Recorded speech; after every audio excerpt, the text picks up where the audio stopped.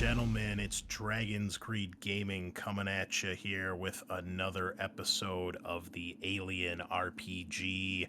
We are diving back into everyone's favorite sci-fi horror as we continue our trek into Destroyer of Worlds. This is episode 6. It may be our last. We'll see how far we get. If not tonight, then definitely next time, but we'll see what happens tonight. So we're going to dive right in here. I am your host, the Great Unclean One, and I will be weaving this tale of terror. Unfortunately, our friend Ben, who plays Private Hammer, is not going to be making it tonight. He has some personal emergencies going on, so we will have to continue without him. But let's just get around to our players here.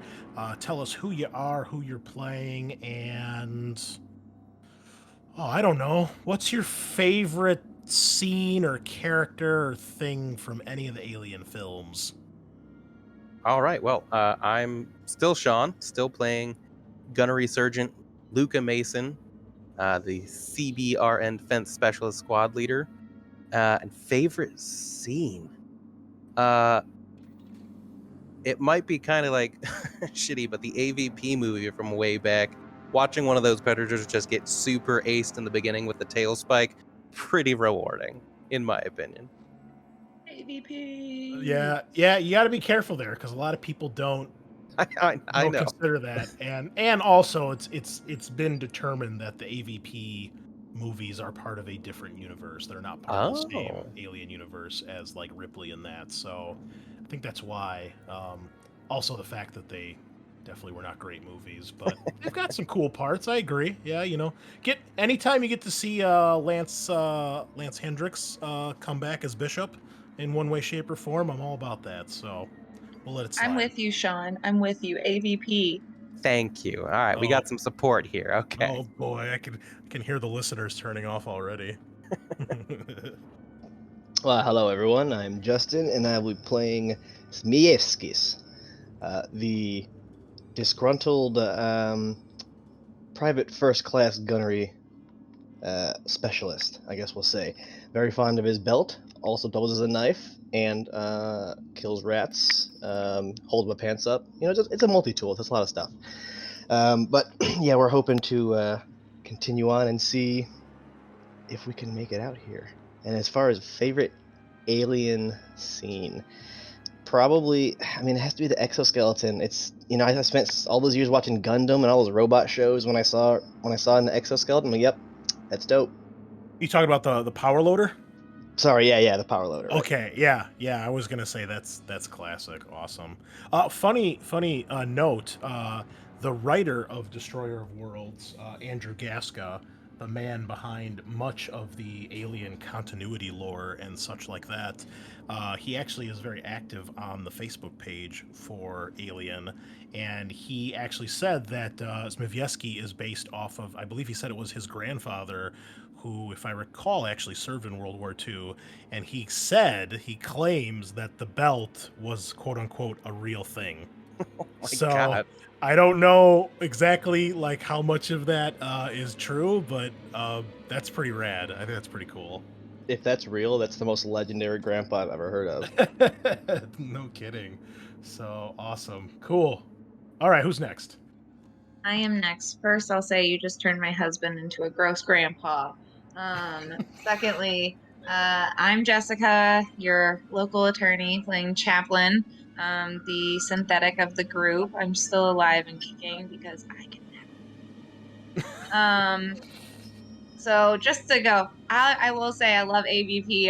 I know they are shit compared to it, but I'll just throw it out there. So just to go in line with Sean, we'll show some solidarity. The scene in AVP 2 when the Predator throws his thing through and the girlfriend just gets fucking ricocheted into the fucking wall. That is bomb as fuck.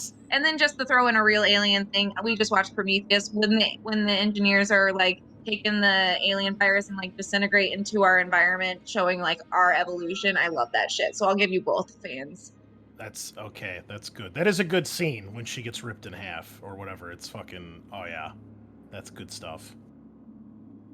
All right, and rounding off the group tonight. Yeah, I'm Matt. I had been playing Iona, and are more playing Dante from this point forward, I think. And alien scene wise, when asked to like pick out a favorite, the first thing that came to my mind, I guess I wouldn't describe as my favorite exactly, but would be from Prometheus also, where the two characters are running away from a space station donut and don't decide to dive in one direction or the other and continue in its path of motion. Yeah. I don't understand how that kind of stuff makes it into movies, and no one's like, dude, come on, people are just gonna rip this scene apart. But no. Some It'll people become a are meme. stupid. I mean, I guess I've never been chased by a giant rolling spaceship, so maybe I'd be stupid too. But, I'd like to think in a big open field, I would, just make a hard 90-degree turn and live. But big rip, Charlize Theron. Big rip. And my favorite scene, oh man, I'd probably say the power loader fight with Ripley and the Queen. Since Aliens was the first of the films that I saw as a kid, that's always been good. And really anything with David, I think David's an awesome character, even though he's a bad guy. And yeah, just he's great. Actor's great. The scenes with him are great. So yeah, all that's good. But anywho, we are here.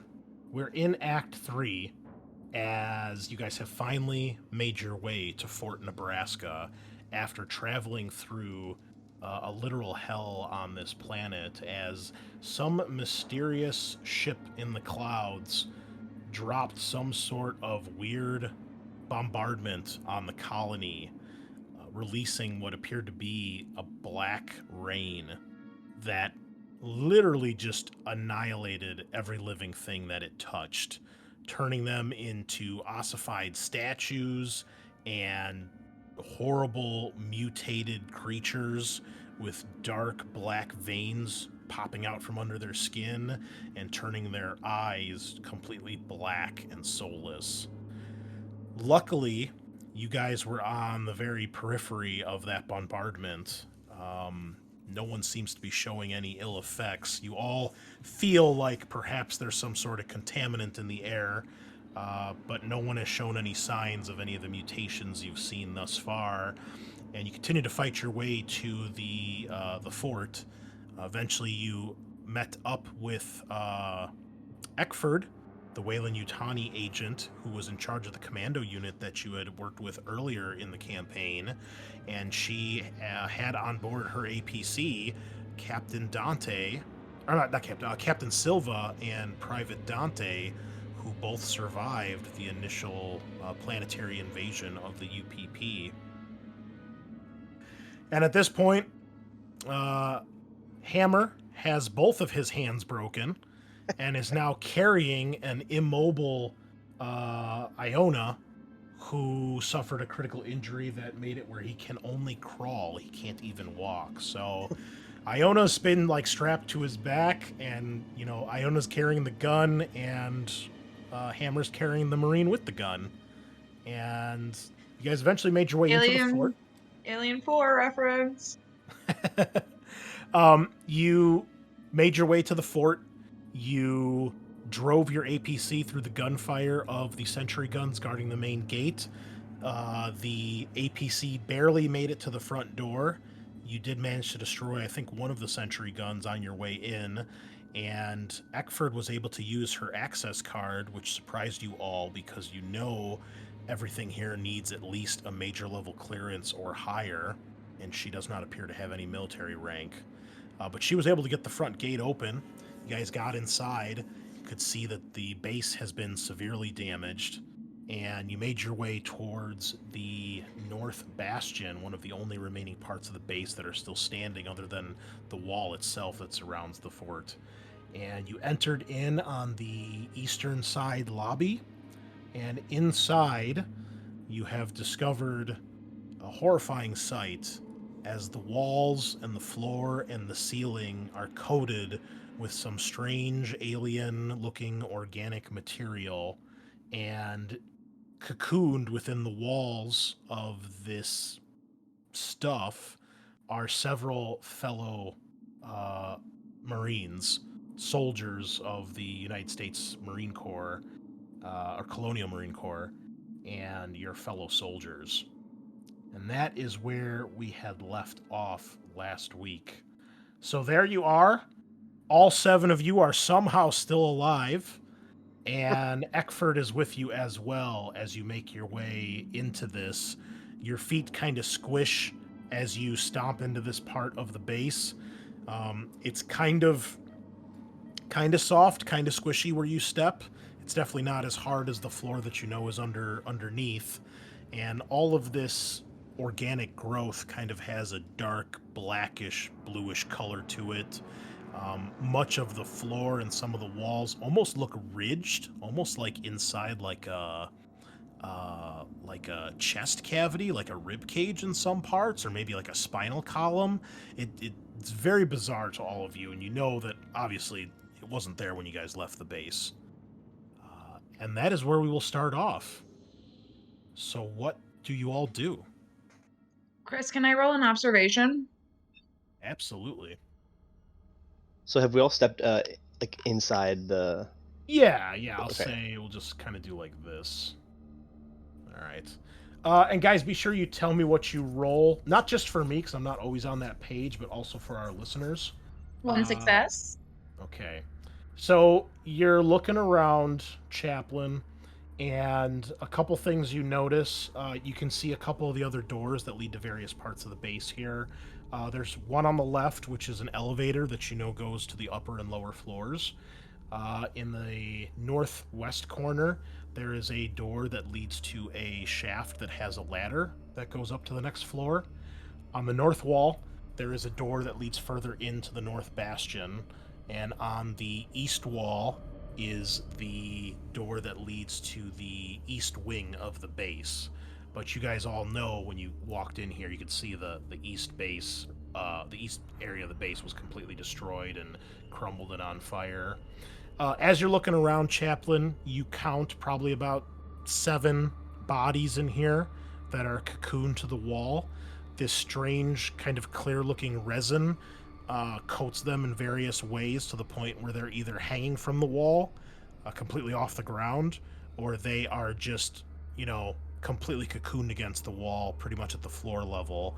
Can I tell if they're alive or dead? You start looking around, and the first one you're looking at, he looks alive. Looks like he might be passed out, but and they're cocooned to the point where they really can't even move their arms or legs. Anything on the floor besides obviously we're stepping on material, like a foreign material, but is there anything else on the ground? Is it just flat? No, it's just this alien residue that makes up like a new floor. There's nothing else really that you see. You can see the outline of the desk that was in this lobby where a receptionist probably sits, and it's just been this alien material's just kind of been grown over it, almost like when vines take over a building. But other than that, you can still more or less make out the shape of the room. You do notice, all of you, that it's very humid when you get in here. Very humid. Can I like approach one of the walls and like touch the material? Yeah, it's got kind of like a sticky, it's almost like a saliva, but like thicker and goopier. I'm gonna kind of like rub it between my fingertips and like wipe it on my pants. The walls are drooling. This is disgusting. We must be going. Some kind of excretion, perhaps. That's nasty. Yeah, super great. Chris, when you were describing the stuff on the ground and the walls, did you say it was like covered in like the black veins or no?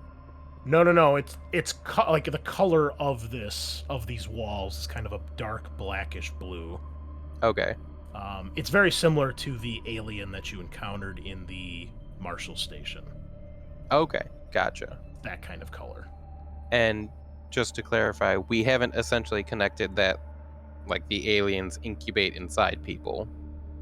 No, We've seen you did, some 'cause- weird things, but You I did mean, we didn't because put the dots together. I don't think we saw at the station. Remember, we saw the dude with Right, the blown out chest, but I don't know if Right. anyone made that connection. Is this material like the cocoon that we saw? Because that was on the wall. it is very similar. Yes. Mm.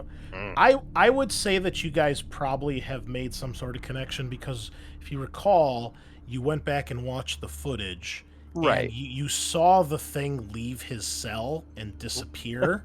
After his and- chest was exploded. Yeah, and Okay. it went out of sight of the camera. Mhm. And I think most of you, if you didn't put two and two together, you probably, you're like, well, where else did this alien come from if not that thing that popped out of him? Right. So Okay. I mean, you didn't see it start to cocoon itself or molt into the larger version, but I Right. think it's fair to assume that, like, where else did it come from? So I Okay. think it's fair that you guys would probably be like, that was probably the same thing. Gotcha. Well then, Mason will suggest we cut them down and see if any of them are infected in any way. Okay. Go ahead and give me either a strength test or a heavy machinery test to try to get these guys out. Because when you start to try to break this stuff apart, it is quite strong. Oh, well, that's not great. I'm gonna assist as well. I'll make a strength test. Okay. If you want to assist, then you can just give them an extra die, or you can each. Oh, make yeah, an attempt. Either way. Take the extra Zmijewski, die. what's your strength? Mine's 4, but I have 4. no heavy machinery. 4 as well. I have no heavy machine either. I So think does it get... Oh, I'll step up as Dante and try that. As no. tearing Dante stuff all apart. brawny. A little bit, it looks like. Dude, Dante's a Dante's tough girl, built. man. Alright, tough. then I guess we will assist. Okay, so Dante, you can do that with +2. Alright. Yeah, go Dante. 2 success. Okay. So you start pulling some of this stuff away, and eventually you have to like bust out your knife just to help cut some of this stuff. I mean, it takes like, two of you using both hands to pull some of this stuff off of this Marine. And as you do, you can kind of, hear him kind of moan, and he's clearly alive and awake. I shouldn't say awake, but he's definitely alive. I'm going to just tap him on the face and see if he responds to anything. See if he opens his eyes. No, it's like he's in a real bad dream or a really deep sleep, and you can't get him to wake up. Yes, Chaplin, what kind of experience do you have with field surgery? Because Or Put it alien together. parasites. what we saw in the police precinct, you can probably expect a similar outcome if we don't intervene. Right. We've handled them before. It shouldn't be a problem again. But how many are there, Sergeant? You guys count about 7 in here right now. Yeah, I don't know if we want to fight 7 of those things all at the same time.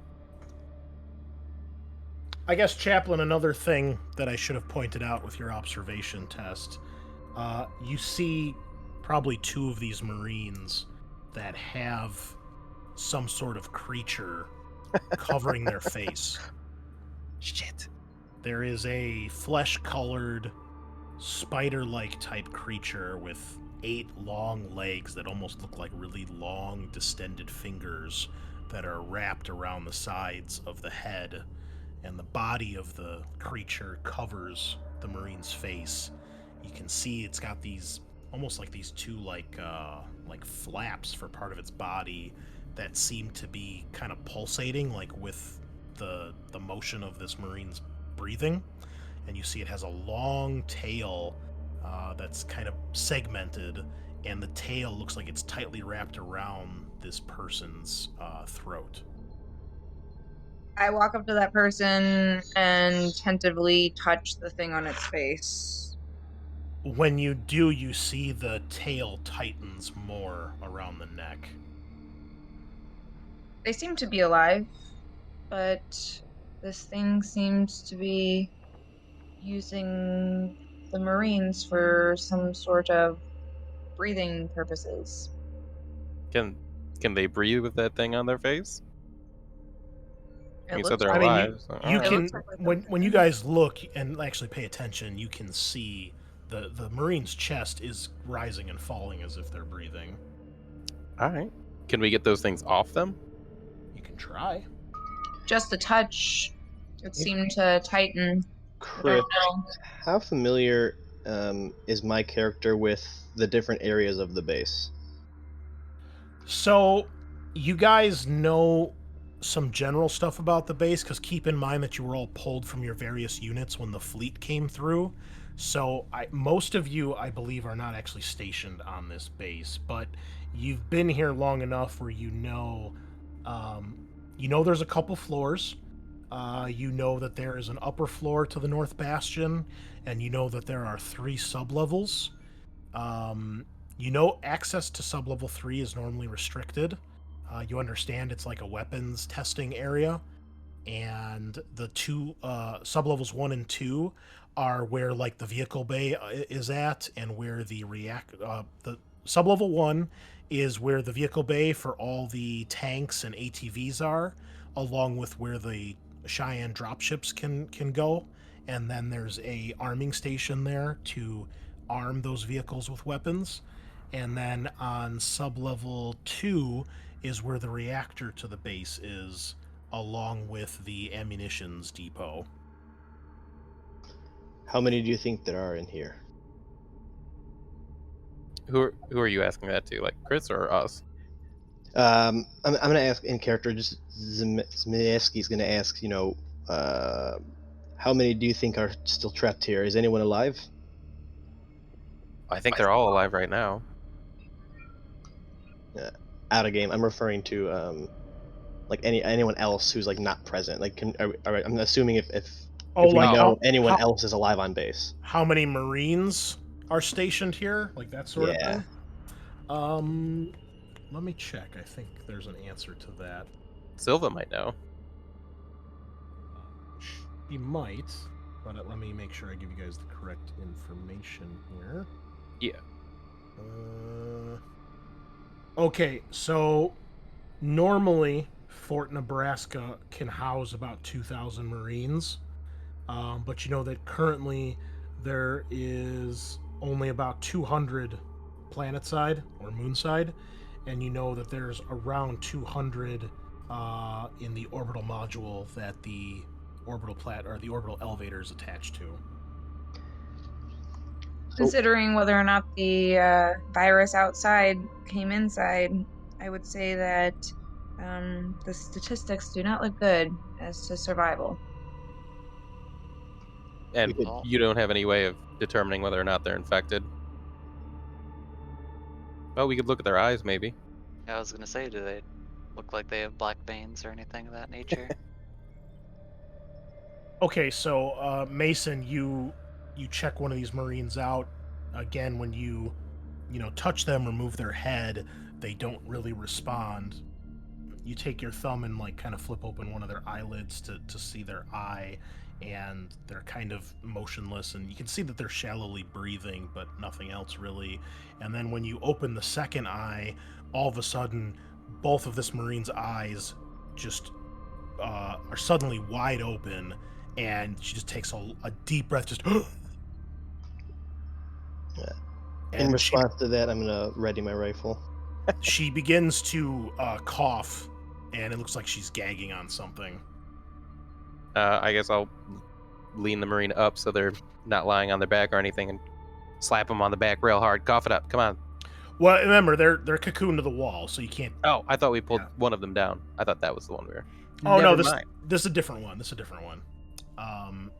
So you, she starts to cough, and then it looks like she's starting to convulse, and you see that like her head kind of, as much as the cocoon allows, her head kind of jolts back, and her chest, it's almost like she's sticking her chest out, from the rest of her body, and you all watch in horror as you see her armor actually cracks. The chest plate of her armor cracks, and you see there's this explosion of armor bits, bone, blood, and flesh, and a flesh-colored, blood-covered looking little alien creature, which you recognize is the same thing you saw on the camera that obviously came out of the one AWOL Marine, bursts out of her chest and squeals this high-pitched squeal with its little silvery teeth shining in the light.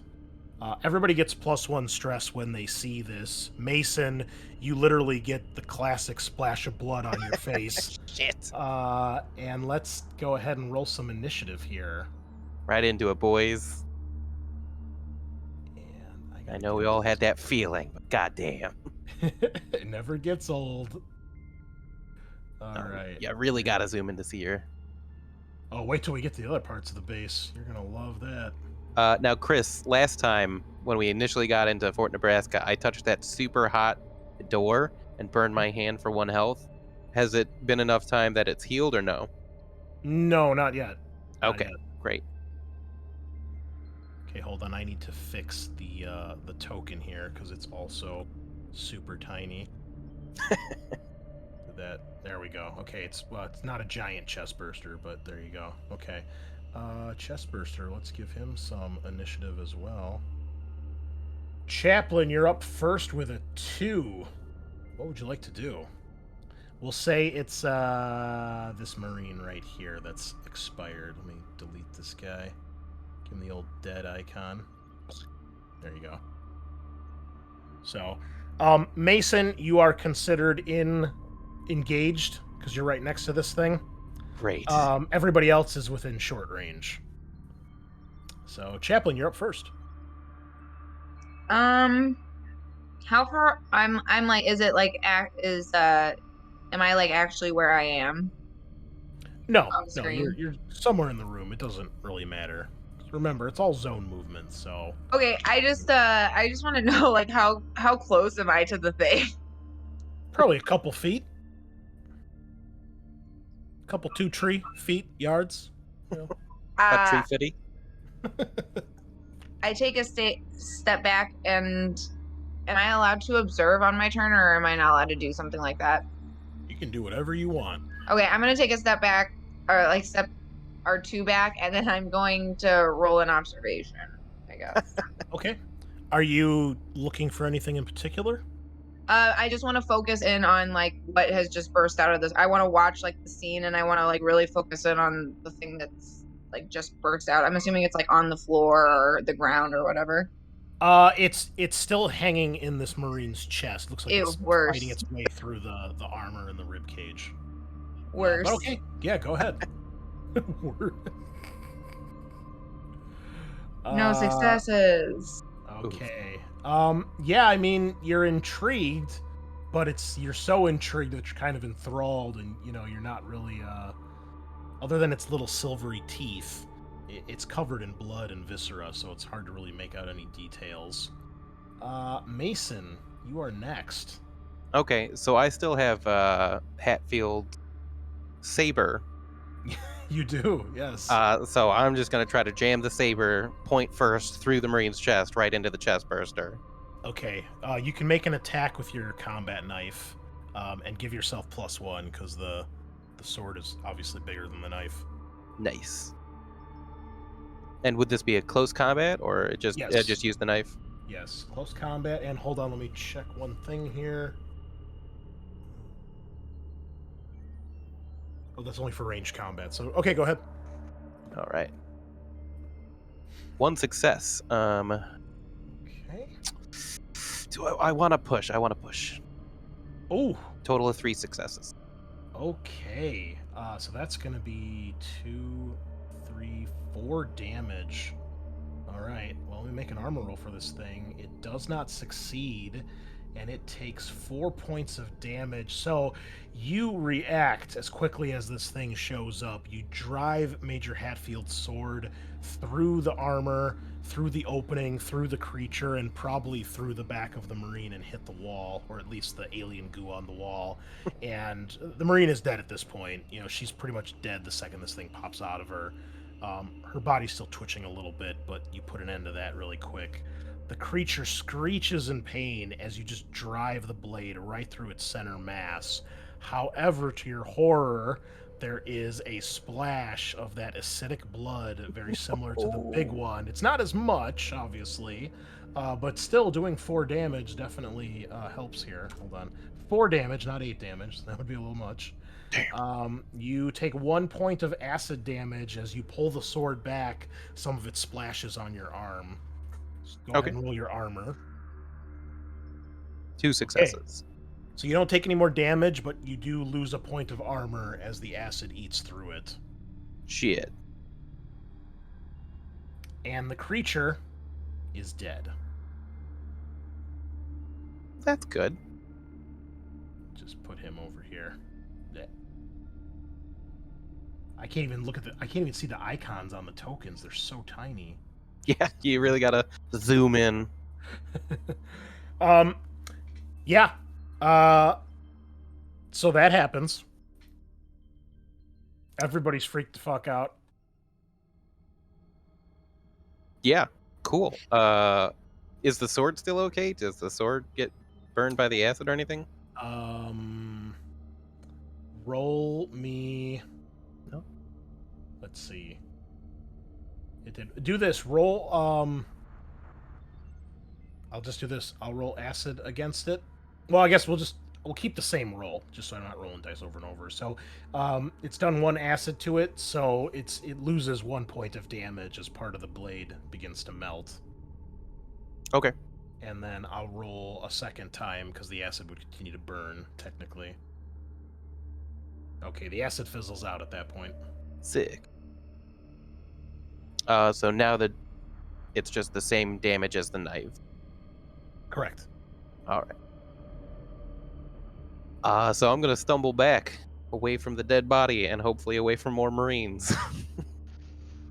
Yeah, Yeah, I guess- you stumble back, Mason, and you kind of bang into near a cocoon where another one is, Oh. and you see that one looks like they wake up instantly, like they're just torn out of a deep sleep, and they start like screaming for help. We can't let them. We can't let them escape here, Sergeant. We must take them out. No, Have we a have to treat. grenade. Yeah, I mean, yes, we have to treat them all as if they have those things in them. It seems. I have a grenade. What's that? I have a grenade. Our favorite item in the entire game: grenades. It's such a bad item. It kind of is. Mason, when you say we need to treat these as if they're all infected, you all see that Eckford actually shoots the guy that you've taken out of the cocoon. Shoots him in the chest like 2 or 3 times. I'm gonna go around the room and follow suit. I'm just gonna start blasting these things in the chest, just giving pulse rifle bursts right into the chest. Okay. I'm gonna grumble the whole time, complaining. I'll assist with my service pistol.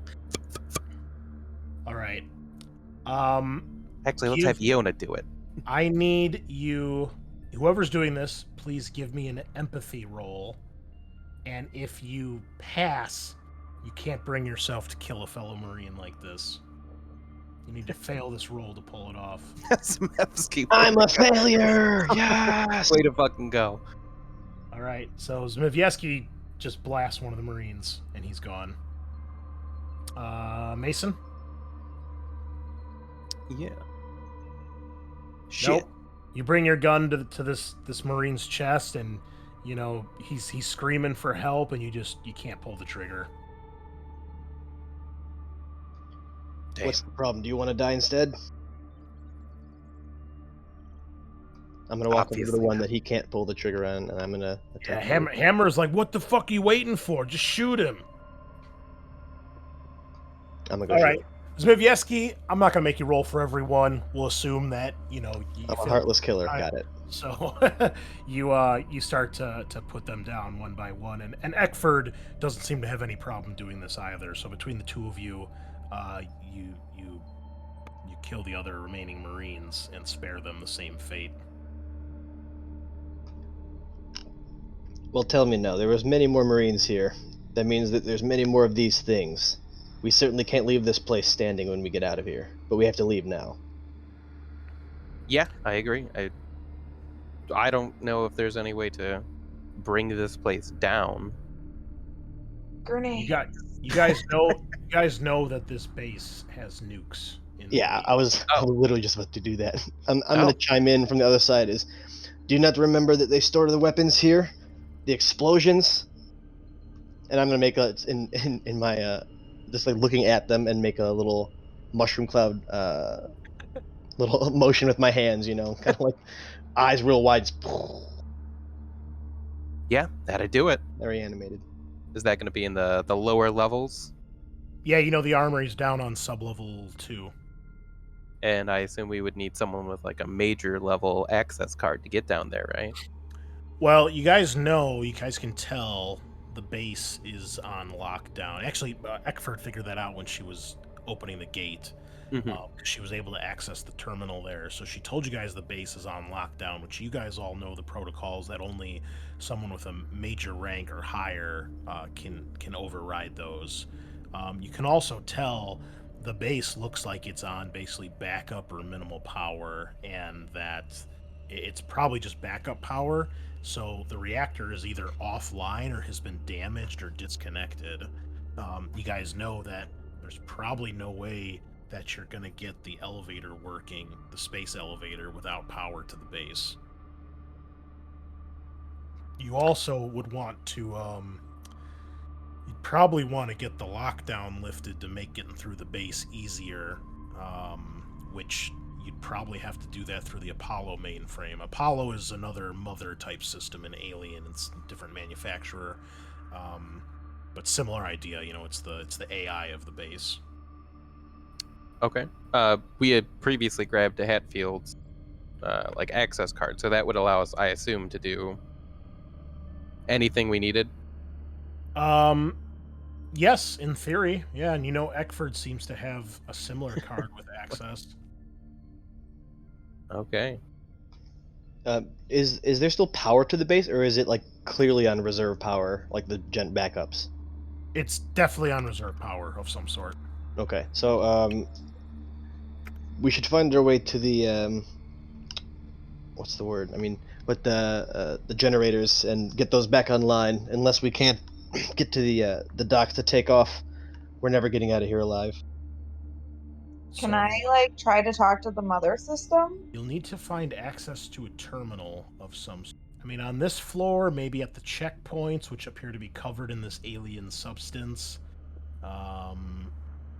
Maybe in the commissary. There's probably a couple terminals here and there. Let me just check the other floors. I don't know if they're actually labeled on this map or not. If we can find a terminal that's working, then perhaps I can override into Mother and do some kind of explosion override. Okay, so this map does not have terminals marked off like Help's Last Day does. So we will assume there are terminals throughout the base that you can access. There's nothing in here because it's all covered by the alien goo. Okay, but you said probably the commissary. Yeah, there's probably terminals here and there throughout the base as well. So there's nothing in here that you can use. Okay, so then we should find the nearest terminal and see if we can unlock anything that way. I think. Which way do you guys head? Do you guys head further on this floor, or do you guys go to a different floor? Should we clear the floor? I don't know if we have time for that. Yeah, this is probably a race against the clock. Can I use the motion tracker pointing down the hallway towards the lobby? Sure. Give me a power roll. Nice. Okay. No power runs out. No powers. You start checking, and you are getting pings of movement. It looks like they're kind of centered mostly around the center point where the elevator is, the space elevator. And you occasionally get other pings throughout the base, but they're very sporadic. But there's several in by the elevator. Looks like it. Yep.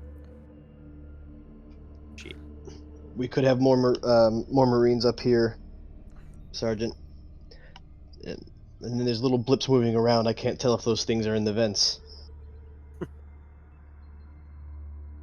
Yeah, just for Okay. reference too, on the map here, these things, like in between the walls, those are service tunnels. Oh, Like you see this thing where it says restrooms, Yeah. this tube shaped thing. Those are service tunnels. So anywhere you see those on the base, you can see like in this case, it exits here in this wall, and then it exits in this wall right here, like in this restroom. So those are service tunnels that can be used to access various parts of the base. okay. Obviously, mostly for maintenance, but Right. in theory, you could use them too. I guess looking at the map, I've got a quick question. There's a little med kit on the wall here. Is that just like general bandages? It would be an actual med kit, like a first aid kit. Unfortunately, it is completely covered. You can't even see it on the wall. It's completely covered by the Gotcha. the alien stuff. Do we know if there is, or I guess where medical facilities would be on the base? If you don't know, you're assuming Eckford might. I mean, as far as you all know, Eckford works at this base. She clearly seems to have some clearance levels here, so you would imagine she probably knows. I don't trust the woman. Dante would know, because Dante, you were in medical getting your surgery before. All right, this. that's where it happened. And it is in, I believe it's sub-level 2 or 3. Let me double check the map here. It's in sub-level 3. But you only ever saw that room and the 2 hallways to get to the elevator for level 3. You never, you weren't allowed to move around. Not that you really could with your injury, but you know that sub-level 3s are normally a restricted area, so that's all you literally saw was like Way 2 down. hallways and a room, the med bay. Okay. Well, can we check out the East Wing lobby to see if maybe there's a terminal that Chaplin can access there? So that goes to the whole east wing of the base. It's completely annihilated. Oh, Like, you open the door and it's just like you're looking at the rubble of a hallway. nothing down that way. Then I guess we should just move towards the commissary through these. Are they offices next to the restrooms? This is storage. These are offices up here. Okay. Eventually, as you're standing around, Eckford's like, Sergeant, are we moving or not? Yeah. I'm gonna start moving forward, and I'm gonna keep the tracker up while I have my rifle down. Okay. Dante, why don't you go with Zmijewski and go with the front, I guess. I assume you guys are moving as a group? Yeah. Okay. Okay. All right, and you're just going straight to the commissary? Just looking for a like a console that Chaplin can look Okay. for. Well, you can start making your way down the next hallway here. I'll move Eckford and the other 2 so you guys can see kind of where you guys are at. Are these Hammer and that's Silva, Iona? I got to deal with 4 NPCs now. Great, thanks, Ben.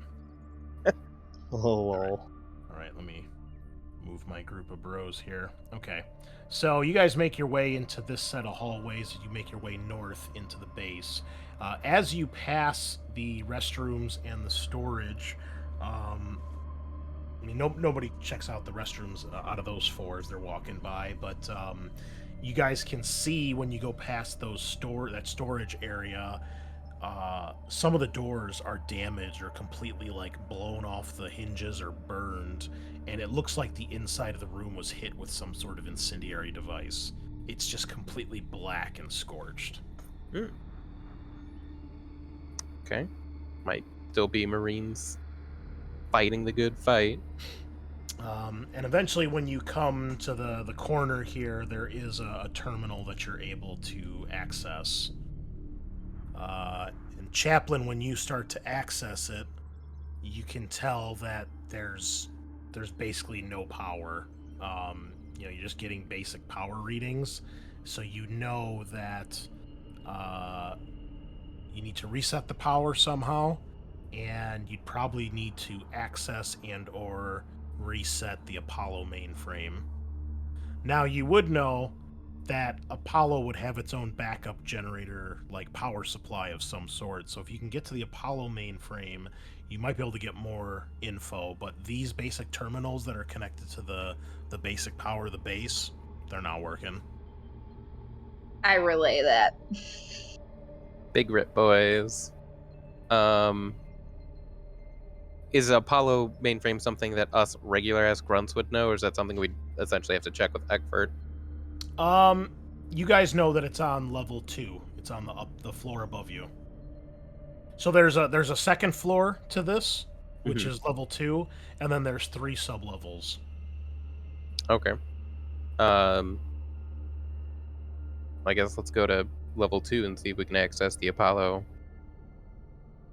system mainframe and figure out the best path forward, boys. Okay.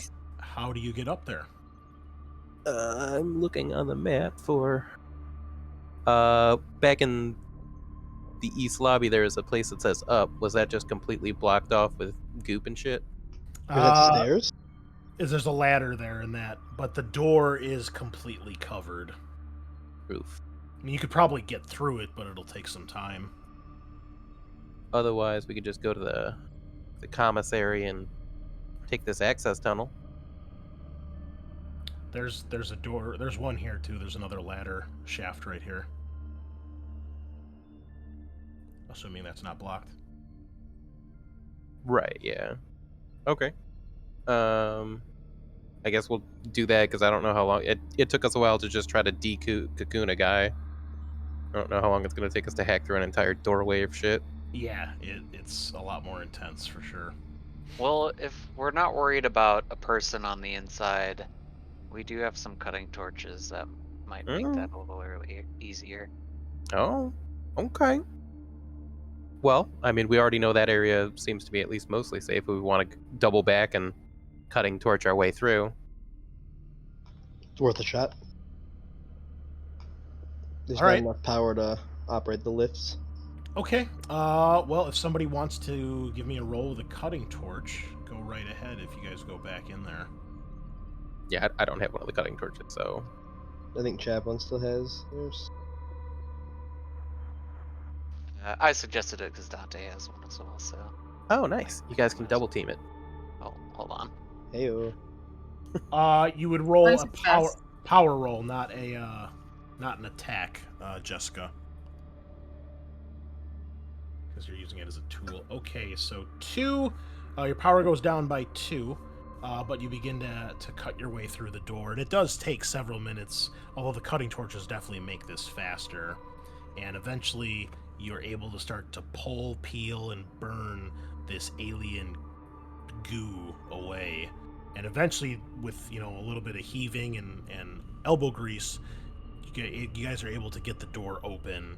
And the inside of this shaft does not have this alien substance on it, really.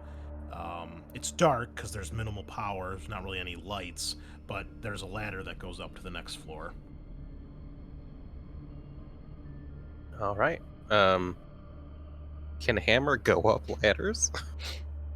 Mm, Probably He's got not. 4 arms. kind of hard to do with broken hands. I mean, he probably could very carefully, but he's going to be incredibly slow, and he's certainly not carrying another Marine up there while he's doing it. Okay. Let him go last. Yeah, we'll let Hammer go last. Okay, who's carrying Iona? Who's the strongest? Shit, I don't know. Zmijewski will carry. Zmijewski or Dante? Dante's pretty yoked. Oh yeah. Dante is actually quite. And she has like a cyber spine. She'll be good. That's true. No compression Yeah, problems there, boys. make the girl who just had, critical spine surgery do the heavy lifting. Yeah, but now Sure. she's like Cyberpunk 2077 with her turbo spine. She'll be good. You mean Turbo spine. Cyberbug? Okay. Well, you guys start making your way up the ladder. Who's up first? I guess what's the marching order up the ladder? As if I'm carrying someone, I'm not going first. Yeah. I guess me or Zmijewski can go first. I'll go first if you don't mind. I'll follow your lead, and I'll just I'll watch your back. Nice. So yeah, Okay. I'll go first. I will be the sacrificial lamb this time. All right. Eckford is after Zmijewski. Nice. And then Hammer's going to be last. Dante, you'll probably be before Hammer, carrying Iona. Silva will be before you. Chaplin's kind of right in the middle. So you make your way up the ladder to this next floor, and I need everybody to give me an observation test, please. Okay. Whoops. Well. Jesus, my goodness! We're doing so good. I'm scared. Panics. 1 success. But I did get 2 successes. Panic. Okay, well, roll me the panic rolls first. Oh, boy. Yeah, Here we go. That would actually be a 7 because I forgot Nerves of Steel. Oh, so good. So good. Damn, Best so skill we- in the game. Everyone's is. pressed up too. Yeah, Ooh. shit. We need one more panic roll from somebody, I think. Do I Dante. add these 2 stresses first? Or because it's all simultaneous? I'm going to say this. It's simultaneous. Okay, great. Okay. Way to go, All right. Dante. So Zmijewski gets nervous twitch, so everybody's stress goes up by 1. Okay, let me keep track of the NPCs here, because that might actually matter. Oh boy. Oh my god, there's so many to keep track of. Okay. It's okay, Chris. You can just start killing them off. And then Mason, you drop an item. Okay. No, remember, it goes down by 2. Oh, that's right. All right, so you Yeah. have 7 as well, which means Yeah. everybody's stress goes up by It's by another 2. point. Okay. Yeah. That's rough. Wow, I don't even have to do anything here. Okay, so you're climbing up. You get up there, and then so does Zmijewski and Eckford. And as you're doing this, who was it? Dante. So you're climbing up the ladder. You've got Iona, somehow over your shoulder or on your back.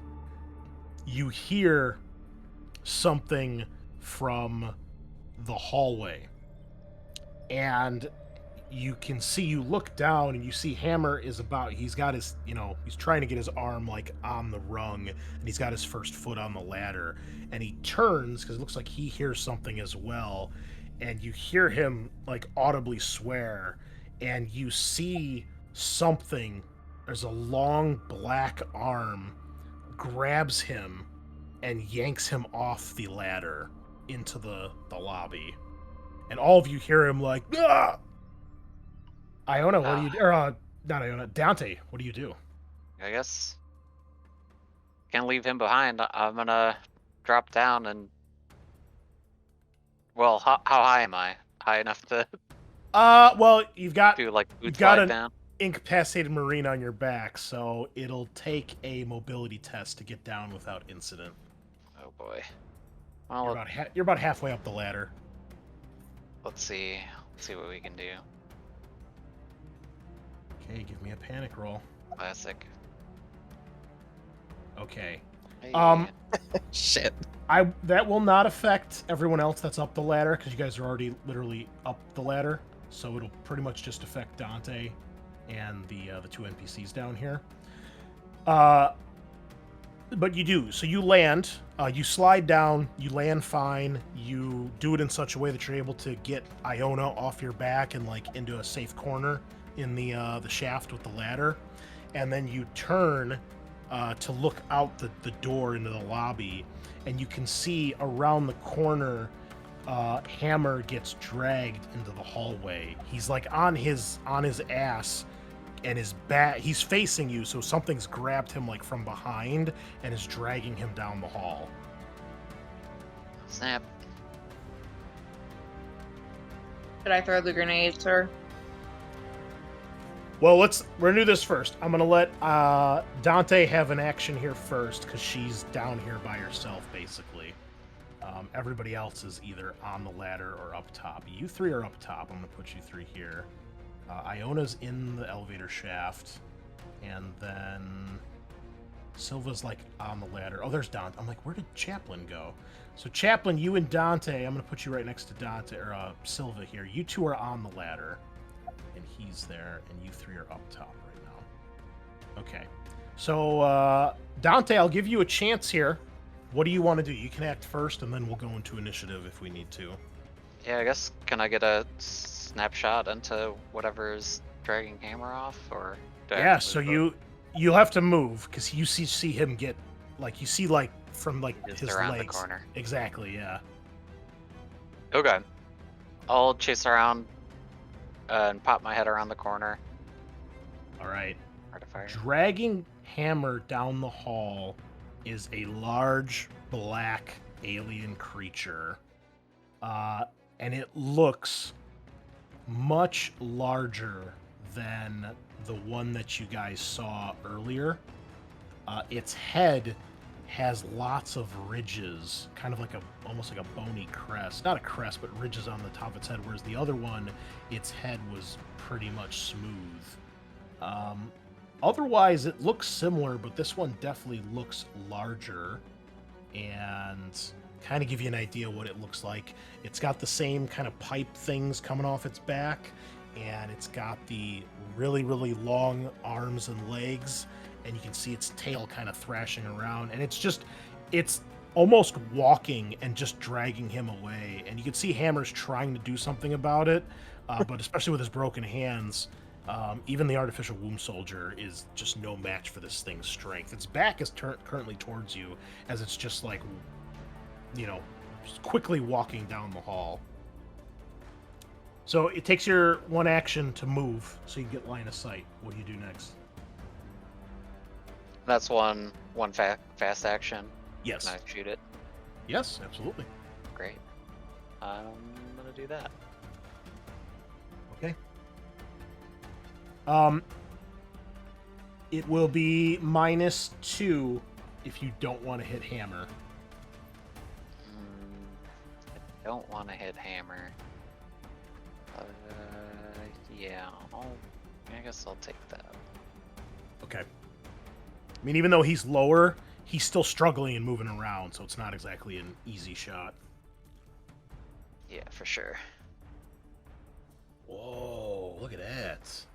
Okay. 3 successes. Are you going to do that all into damage?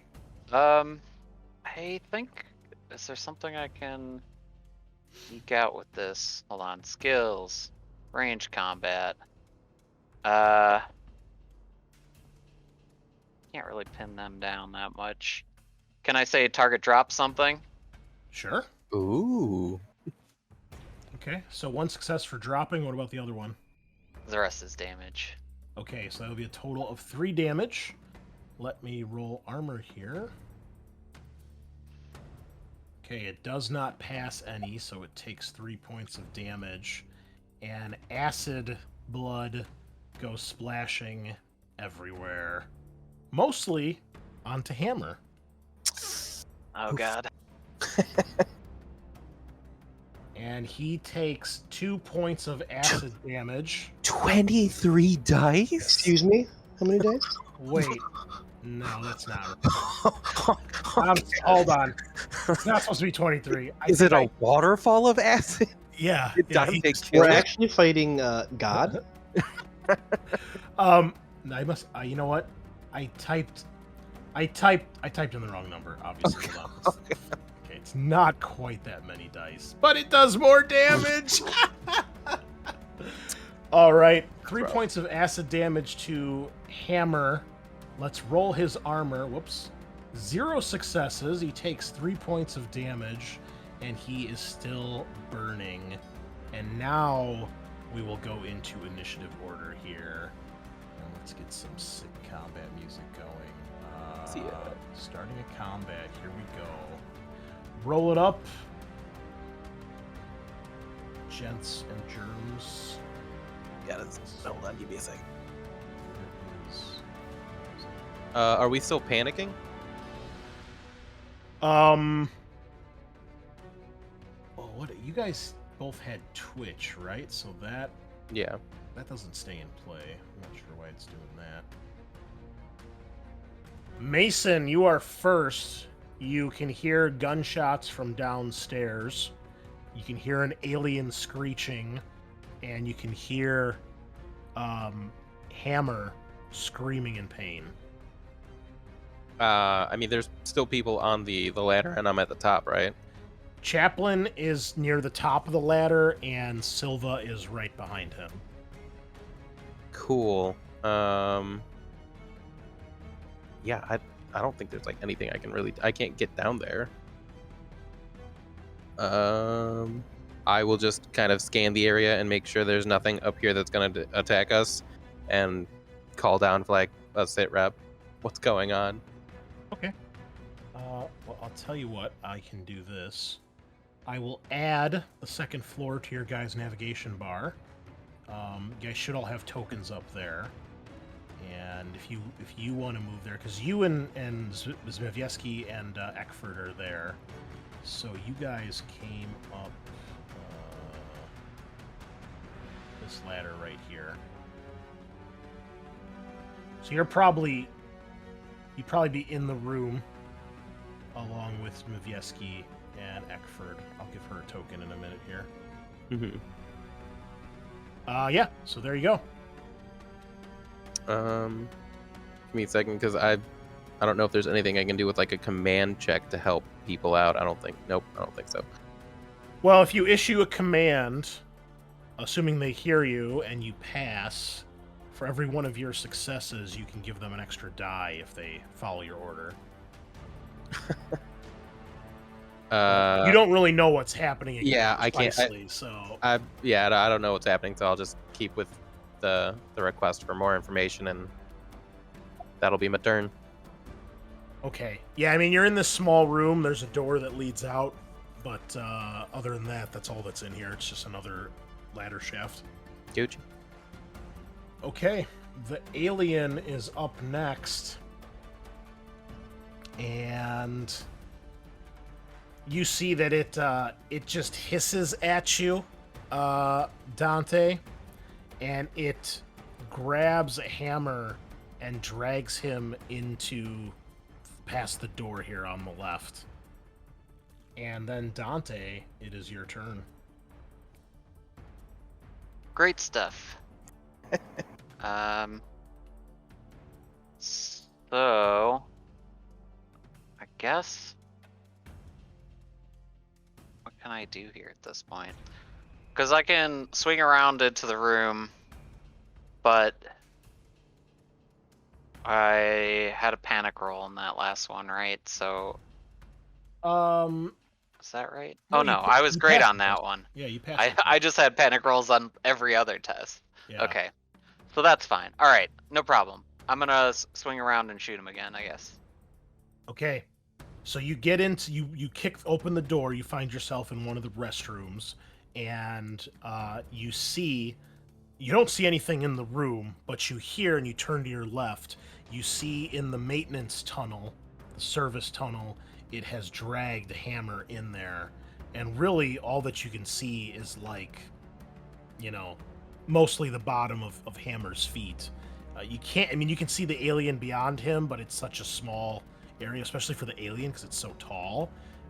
You really can't get a clear line of sight to it, and you can hear Hammer screaming as the acid continues to eat through him. Oh gosh. Guess I can't fire in. I'll shout up to the gang of like, they're crawling through the service tunnels, and I guess try to climb up. You're gonna follow? Yeah. Okay, yeah, you can get into the tunnel this turn. So, Hammer, screaming ineffectively. I mean, he can't really do anything because he's got two broken hands. So he tries to break free, obviously, but the alien's got a solid grip on him. Zmijewski, upstairs. After hearing that they're crawling around down there, I want no part of that, honestly. So I'm just gonna chill with my rifle at the ready, to overwatch the ladder, so that if anyone other than a companion comes up, I can just fire away. Okay, you see Eckford does something similar, but she's covering the door that leads into the next room. Excellent. And she's kind of like almost back to you. And you can just tell by the way she holds herself, she definitely seems to have military training. All right, I'm feeling pretty good about this. I like that. Chaplin, you are at the top of the ladder. Captain Silva is climbing up the ladder beneath you. She's just past the halfway point. What do you do? Oh, Chaplin. Sorry, I'm thinking. Think louder.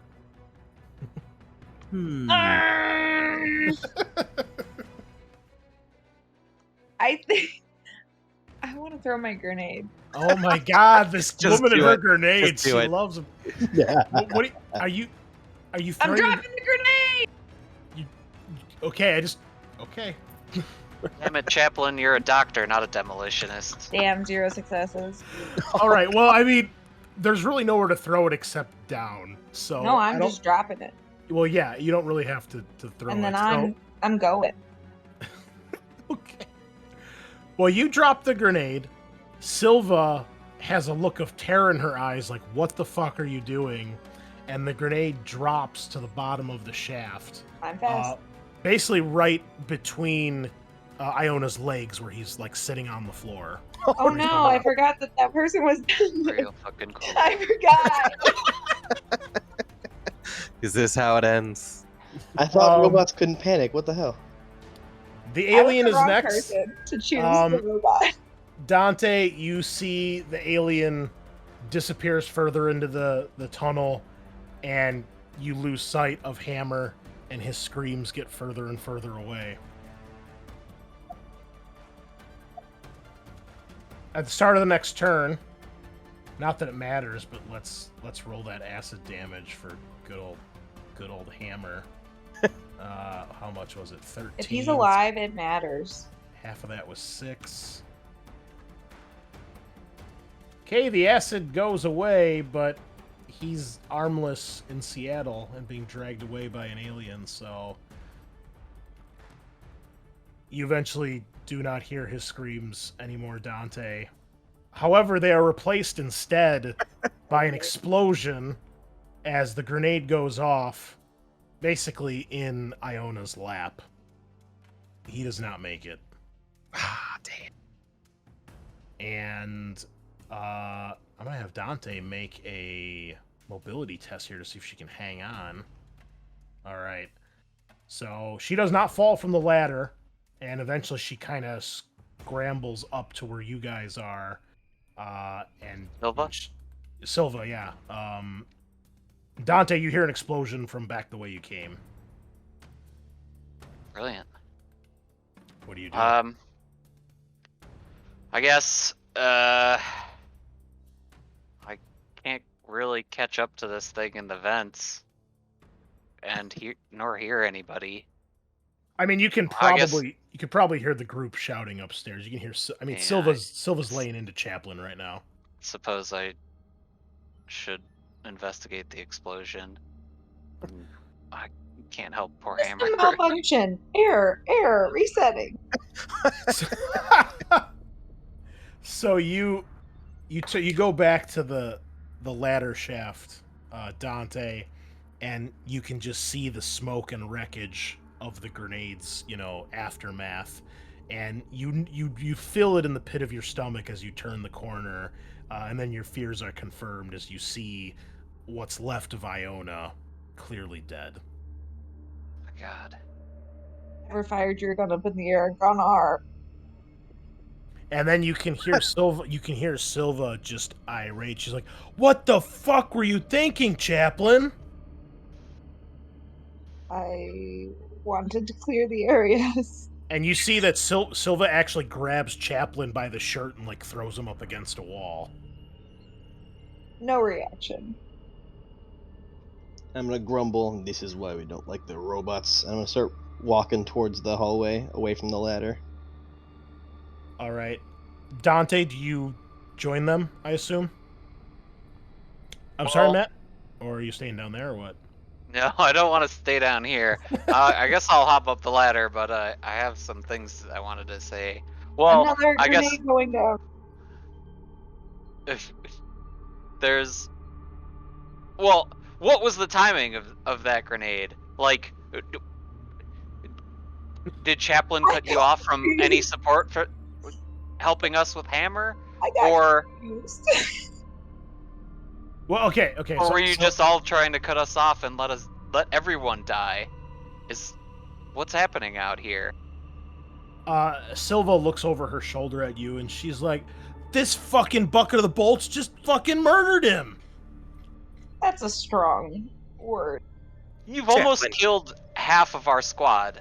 Hammer's about to die in a mine shaft because nobody, or exhaust shaft because nobody came by to help out, and you just I threw the executed. grenade to help. Yes, you're correct.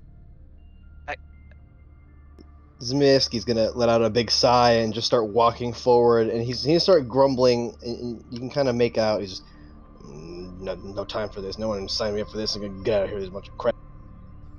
Continuing on down the hallway. Okay, so we'll move. Everybody can move up to the second floor at this point because everybody's on this level, and we can get rid of this really intense combat music.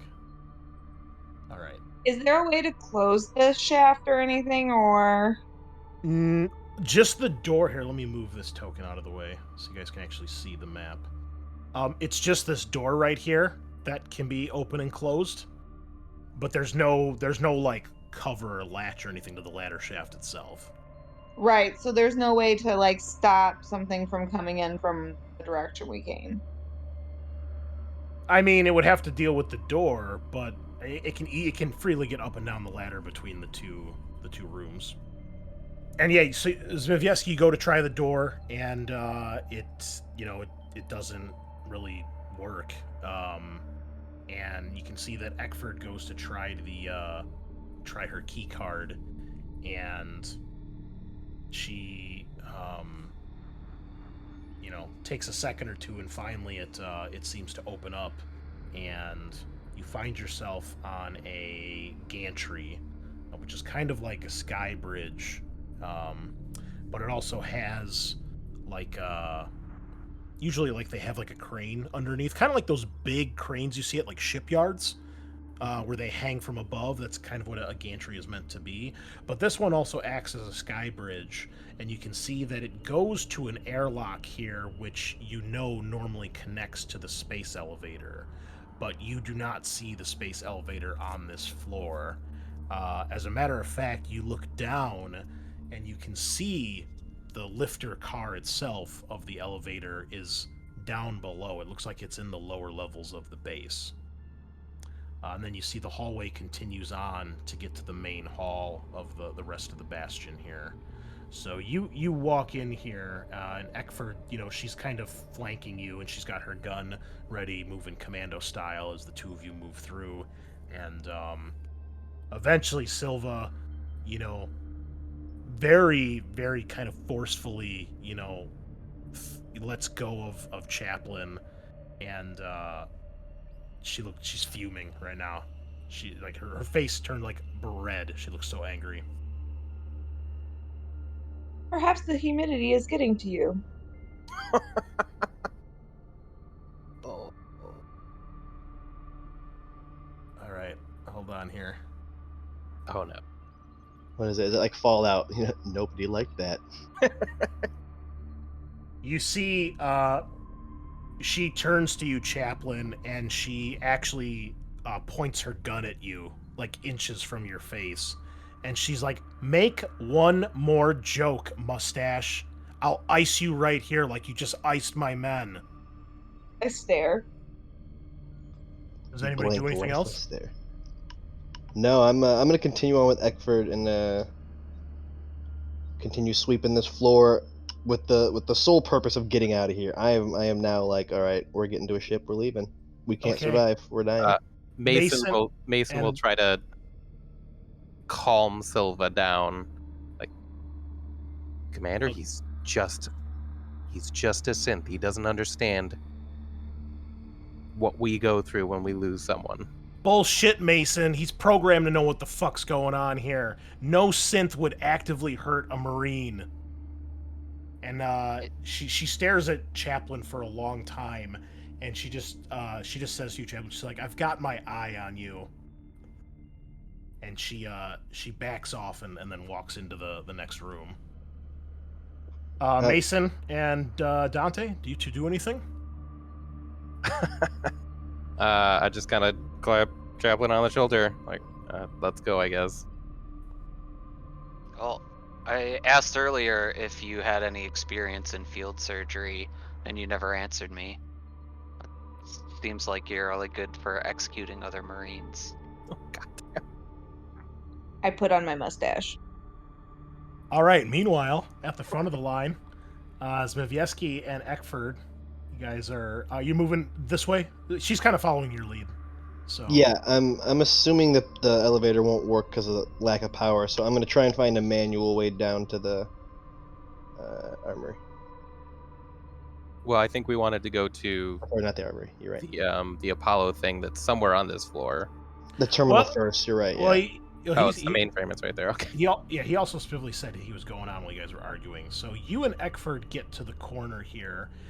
As you're moving through this area to the west, you see there's this big check mark as a checkpoint. Very, very clever of them, by the way. I love that. So a checkpoint, there's like a checkpoint station. Usually there's like a guard or something on there with like a little office. It is completely burned and charred, as if either an explosion went off or there was a fire raging in here. You can still smell the smoke hangs heavy in the air. And as you turn the corner and you start moving north here, you guys can see that the waiting room here on the left and the offices on the left also are similarly just completely scorched. Is there evidence that something malfunctioned? Give me Observation? either an observation or a heavy machinery, perhaps. All right, give me a panic roll. No. Oh yeah. Ooh, Doing okay. solid.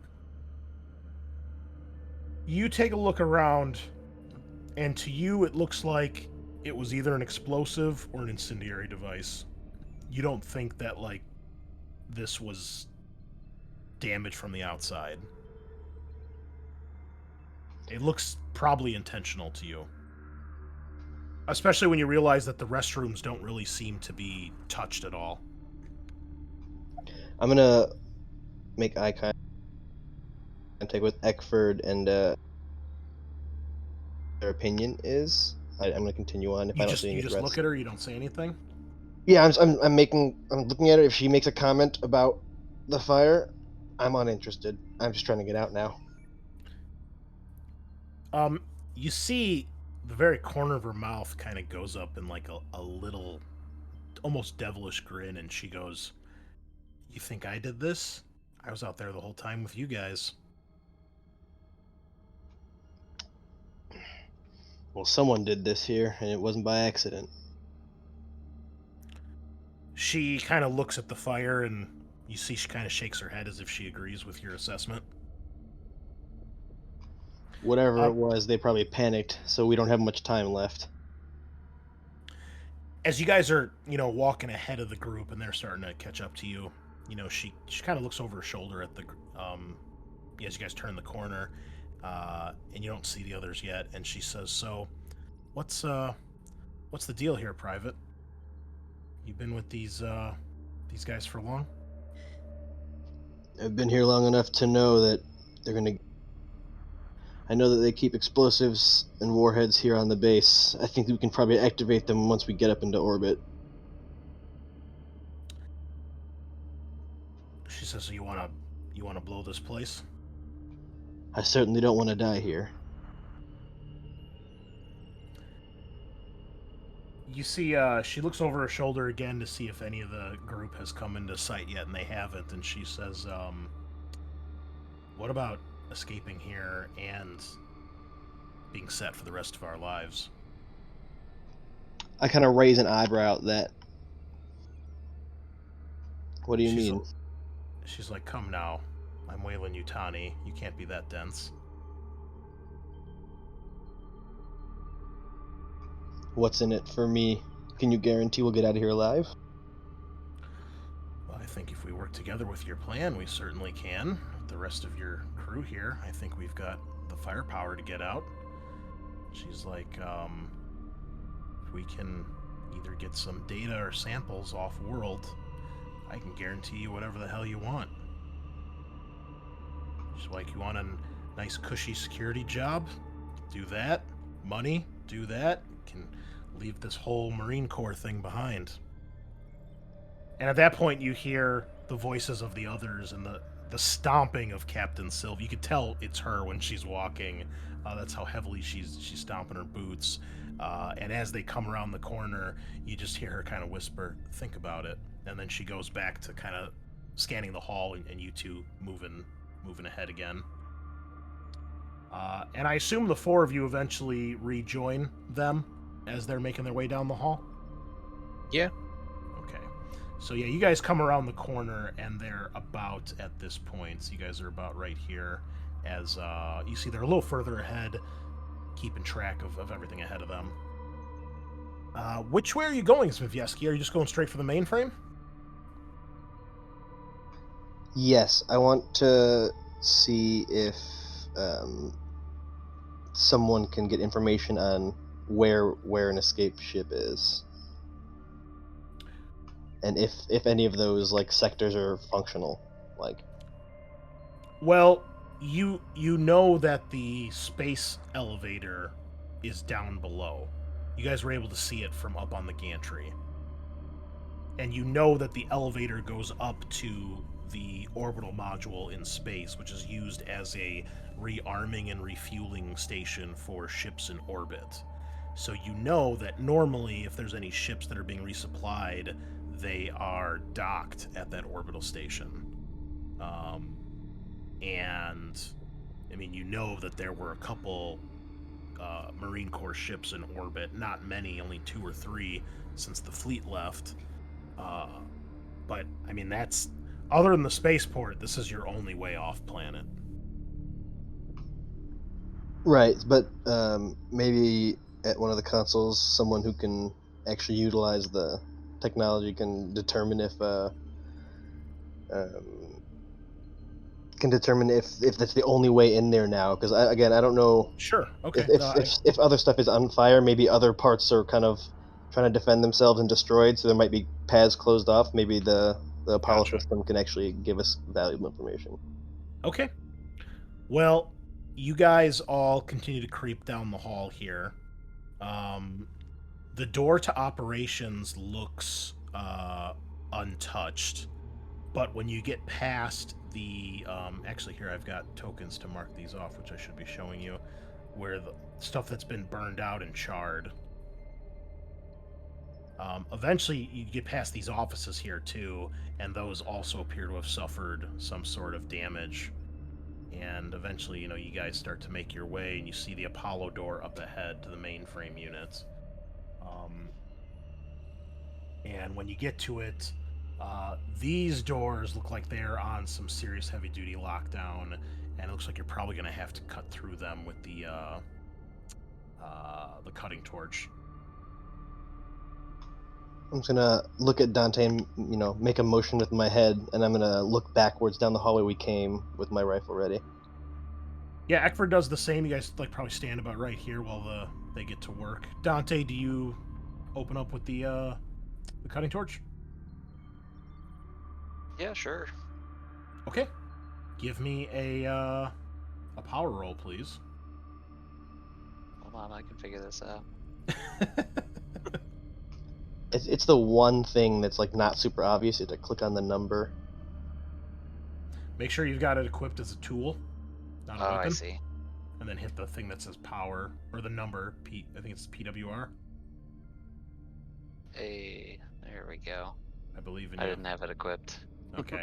All right, you're fine. You slowly cut through, and you're able to get the lock open, and you find yourself inside this large pentagonal-shaped chamber.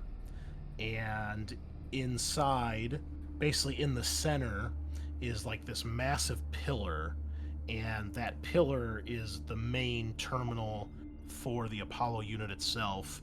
There are several large terminals in here throughout the room, and they have display screens very similar to the ones that are in the APC, although the ones in here are much larger. All that's really on in here are some of the faint orange glow of the lights on the actual mainframe and the terminals itself.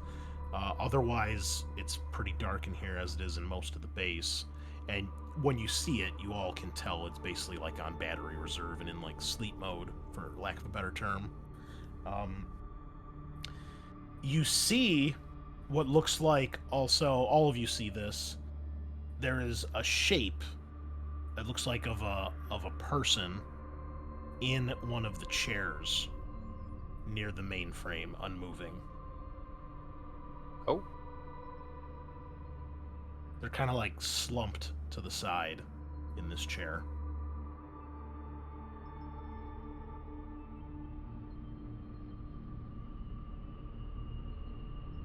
Right. Is it me and Eckford that are in the hall still, and everyone else went into the room? Yeah, I assume it's more like this right now. Okay. Then I will go check out the slumped body. Okay. As you do, you get closer, and you can see that it is a woman, and I think there's a picture of her. Hold on, I gotta find it. Here we go. So you see a woman. She has about little less than shoulder-length black hair. She's wearing kind of like typical like flight kind of jumpsuit, you know, sort of. Kind of like a mechanic suit, I guess, is a way to put it. And give me an observation test, Mason. Okay. 2 successes.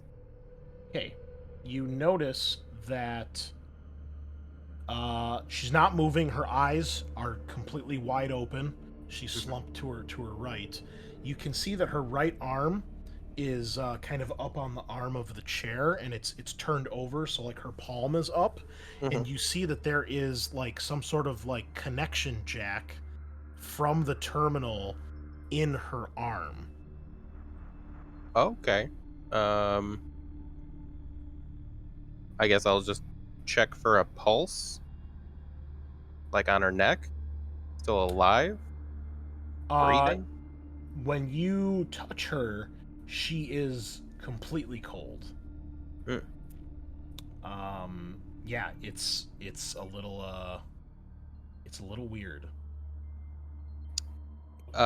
So is that like a common thing in this universe, that like connection jacks allow people to interface with like technology easier, or is that really unusual? That is highly unusual. I'll call Silva over. Like, do you know who this is? Do you know why she's jacked into the Apollo system? Okay, bear with me here, because I No need worries. to... I'll tell you what, I think this is a good spot. Well, Alex, let me do this first, and then we'll do our little break here. I just have to find... Is this the card? Hold on. Okay. A Chaplin, I am going to give you what's called a story card. Ooh. Is similar to an agenda, although it's more like something that's happening right now. So I'm going to let you access this. It will be in the same thing as your agendas. Let me give you access to it here. All right. Don't read the title out loud, but you should see another card. There's another folder that says story cards. Do you see that? In your Yeah, I got it. Okay. So go ahead and read that. And this is what happens. So as you touch her, see if there's a pulse, You're like, wow, this is really bizarre. Chaplin, I need you to make a manipulation roll, please. I swear to God, I've gotten like no successes this entire game. Okay, so all of a sudden, Chaplin, you feel as if that personality, that presence that was with you when you left Fort Nebraska is back in your mind. And you try to block this presence out, but you just can't.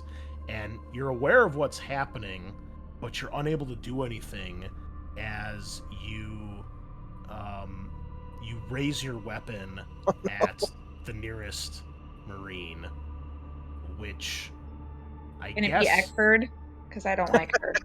no. Damn. I'm gonna say it's probably Silva, to be totally honest. I think that's the most fitting here. And you must make an attack against her, please. Now you can still freely talk while this is happening. And you know that something's controlling you, and you're acting against your better judgment here. But I need you to make an attack roll, please. All of you gain a point of stress when you see Chaplin raises his gun System and, like, malfunction! at point blank range just opens up on Captain Silva, and she is going to need. I've got so many windows open right now. Hold on. Where is Silva's token? She's gonna need a armor roll here.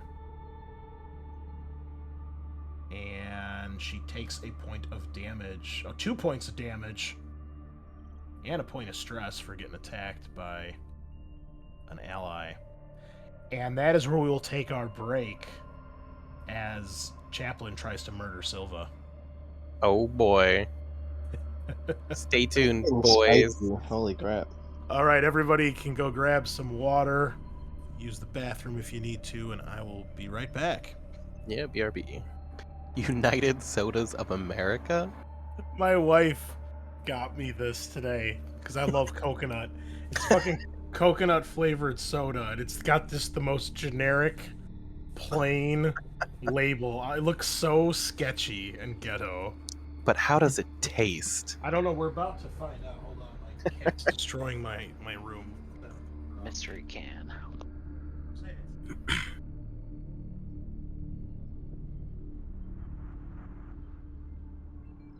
Heard something fall, but I don't see anything on the floor.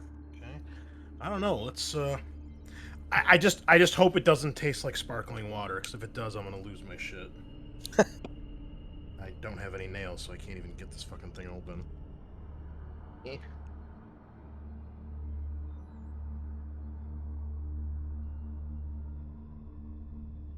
Oh, it actually smells like coconut. That's a good sign.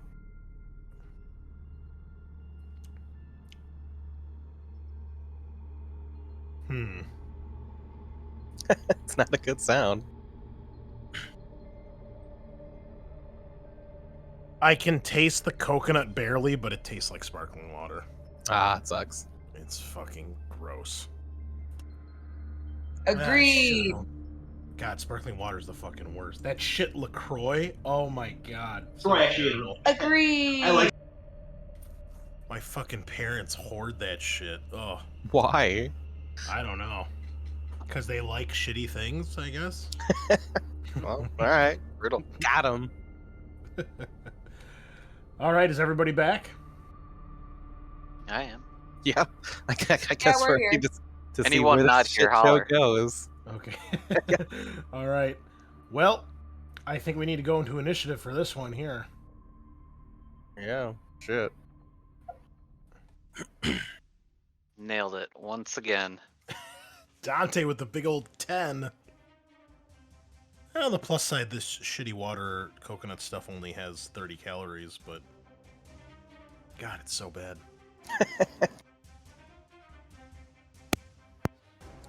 Who are we missing? Chaplin. I'm trying. You started this, buddy. Honestly, I think that the only like genuinely good sparkling water is Spindrift because they use like real fruit and actually tastes like something. LaCroix's okay. garbage. LaCroix is actually garbage. Yeah, it doesn't have any flavors. Like, oh, it's It tastes like TV carbonation. static. That's it. Tell us what you think of LaCroix out there, listeners. Do you I like it like- or hate it? Is there a way for you to override me, Chris? Because I'm clicking on the thing and it's not giving me the little dice. Yep, there you go. Are you able to roll the dice? No. The die? Okay. Ooh, I I really don't see thought. it there. Do you see yourself on the initiative tracker now? I do see myself on the initiative tracker, like if number 9 is the right number, but I never. Come to level 2, Jess. You're on level 1 map. Come to level 2 map. How do I do that? On click on the it on the top, top. on North Bastion. North Bastion level 2. Because it added you to the initiative of the encounter on Bastion level 1, not Bastion level 2, and we're on level 2. Oh, were you? Oh, I don't know how that happens. Oh, were you The on map level? swapped on you, You were yeah. on level 1 the whole time. No wonder Chaplin's like wandering around downstairs by himself. Where'd everybody go? It's just desecrating the bodies of Hammer and Iona. Taking Okay, so pictures. I'm at number putting it on 7. Instagram. Okay, yes, you are at 7. I really thought Okay. you were gonna go before Silva and just kill her, which would have been hilarious. But instead, Silva screams, "I knew you were a traitor!" And she pulls out her gun and fires at you. Oh my god. Can I roll something to like protect myself? Against a ranged attack, not really. Okay. No. Yeah. Can androids dodge? Is that a thing? Dodge is not really a mechanic in this game as far as like you can't use dodge to avoid incoming fire. Gotcha. It's not one of those games. I must have been thinking about the Warhammer one. Whoops. Okay. Started as a hidden roll, but she has 2 successes. So she's going to do a total of 3 damage to you.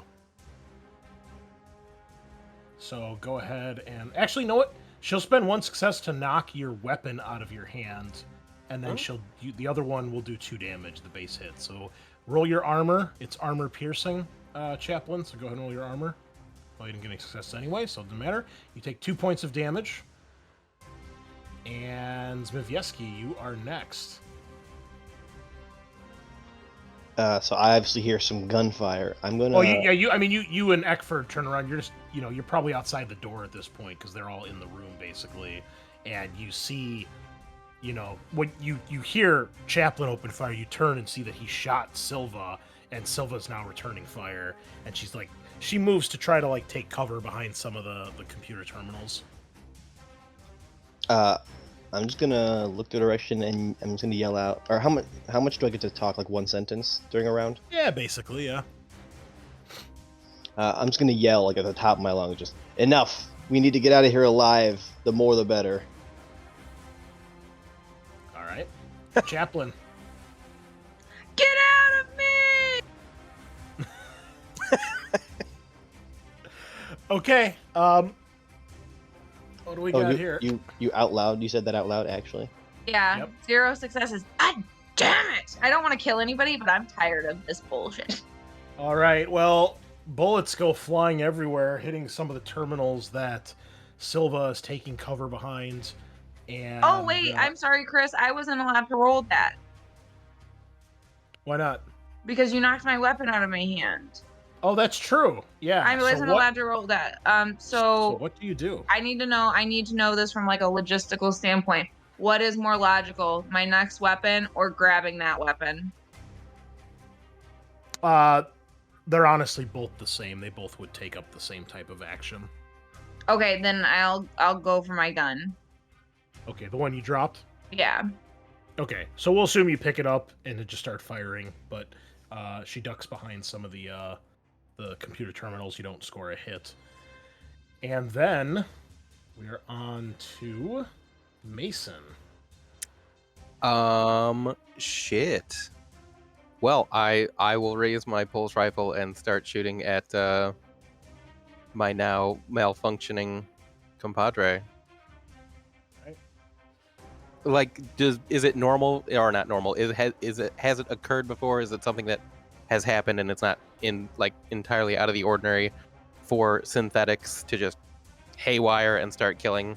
I mean, you guys have all probably heard stories, but it does seem odd for one as advanced as Chaplin to attack a human. Well, I shouldn't say to attack a human, but to attack a fellow Marine, especially. Yeah, but Chaplin also dropped the grenade on a homie. That's true. That's Okay. true. Just so you guys We know, all out thought that of earlier. Right, game, we did right. forget that she was there. Yeah, like I understand you didn't intend to kill, but Yes, unfortunately, true. I'm just letting you guys know in case that wasn't clear. I'm sorry. Mhm. I'm so That sounds sorry. like something a murderous android would say. Unfortunately, I have to agree. Damn, 2 stress. Okay, you will roll your panic.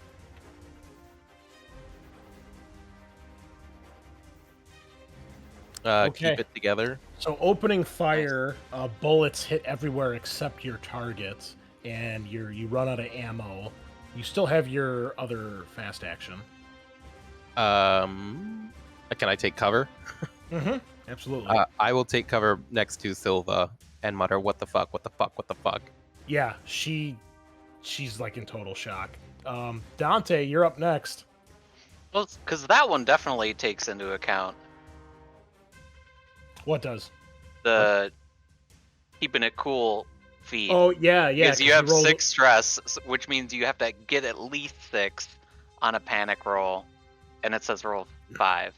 So it is calculating the -2 in there. No, I think. I manually had to. I did a -2 when I did the stress roll. Oh, you Oh, okay. what? You can do that? Yeah, I'd right click and then stress modifier Rattlesnakes. plus or Never mind. minus. All right, Oh, yeah. How about I'll that? I'll go back to my corner. Okay. Get out of here. What's it gonna be, Dante? I'm gonna shoot Chaplin. Okay. Yeah. Traitors. Coming from you. Wow. Classic. Okay. Well, roll your panic first off. It's not gonna work. Scream. You scream your lungs out for 1 round, losing your next slow action. Your stress is decreased by 1. It's very cathartic, but everyone else must take a panic roll. Oh boy. Silva's keeping it together as Zmijewski screams, decreasing his stress. I suppose I should roll for Eckford here too. She's keeping it together. And Mason, you freeze. Everybody's stress goes up by 1. Oh my goodness. Alright. Wow.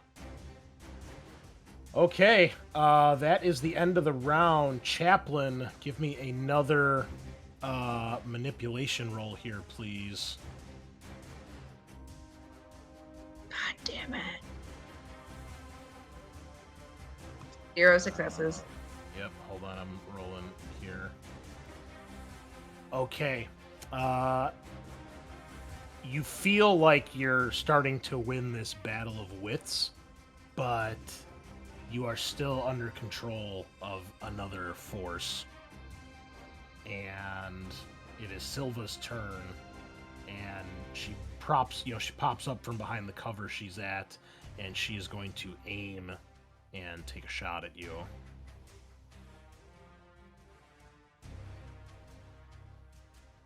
She panics. She only has 1 success. And she gets tremble all... Oh, sorry, that's private for some reason. So she's at -2 to agility, but she does hit you for 2 damage. Please roll your armor. Remember, it's armor piercing, so half. Okay, you take 2 points of damage, Chaplin. I think I'm down then. Okay, well, you're a synth, so you are a little bit different when you hit 0 hit points. If you want to go ahead and roll on I'm the at synthetic- -1 if it matters. No, once you hit 0, it doesn't go into negatives. But please roll on the synthetic critical injury table, please. Is that in my regular? It's in the rollable tables next to the music icon, the three vertical bars or horizontal bars. Yeah. Oh no, damn. there it is. System shutdown. This is The android bullshit! is torn to shreds or crushed. Core systems are severely damaged, and a comtech roll is required to communicate with the android. So, for all intents and purposes, you are down right now. They can still repair Sergeant, don't let me die here. Sorry, homie. So you see Silva pops up, and she, shaking uncontrollably, unloads her clip into Chaplin, and the center mass of his body is just exploding with that milky white android blood, and some core systems are obviously hit and damaged, and he just like staggers back, slams into the mainframe pillar, and then slumps to the ground. And there's a big white sticky sheet of android blood smeared on the terminal. And Chaplin is no longer moving. I didn't even get killed by an alien. This is bullshit. Well, that ends that fight there. And, Silva is like, what the fuck? Yeah, same. Well, at least it won't happen a third time. Yeah, I mean, Zmijewski, you see, Eckford has mostly just kind of been keeping watch down the other hallway. And she looks over her shoulder, and she just kind of looks at the remnants of the android and just kind of shakes her head. so are we going to find how to get out of here or not? And I'm going to be looking at whoever's nearest to the terminals. Well, who's this in the corner? Yeah, I'm still waiting for Silva to respond, but I'm sorry, what did you say to Silva? before the fight started, I had asked Silva to come over here and take a look at this. Oh, okay. She walks over, and she looks at her, and when she sees the jack in her arm, she's like, maybe it's another synth. I don't know who the hell it is though. Is there a way to check a synth besides just cutting them to see if they bleed white? I'm asking you, Chris. Yeah. Not. I mean, there might be, but honestly, I honestly don't know the answer to that question. There probably is, but I don't know what exactly that would be. Okay. Yeah. I guess. Is there a way to unplug the person and start accessing the Apollo mainframe? Yeah, you can. Yeah, when you take the jack out of her arm, you do see that there is some white fluid on it.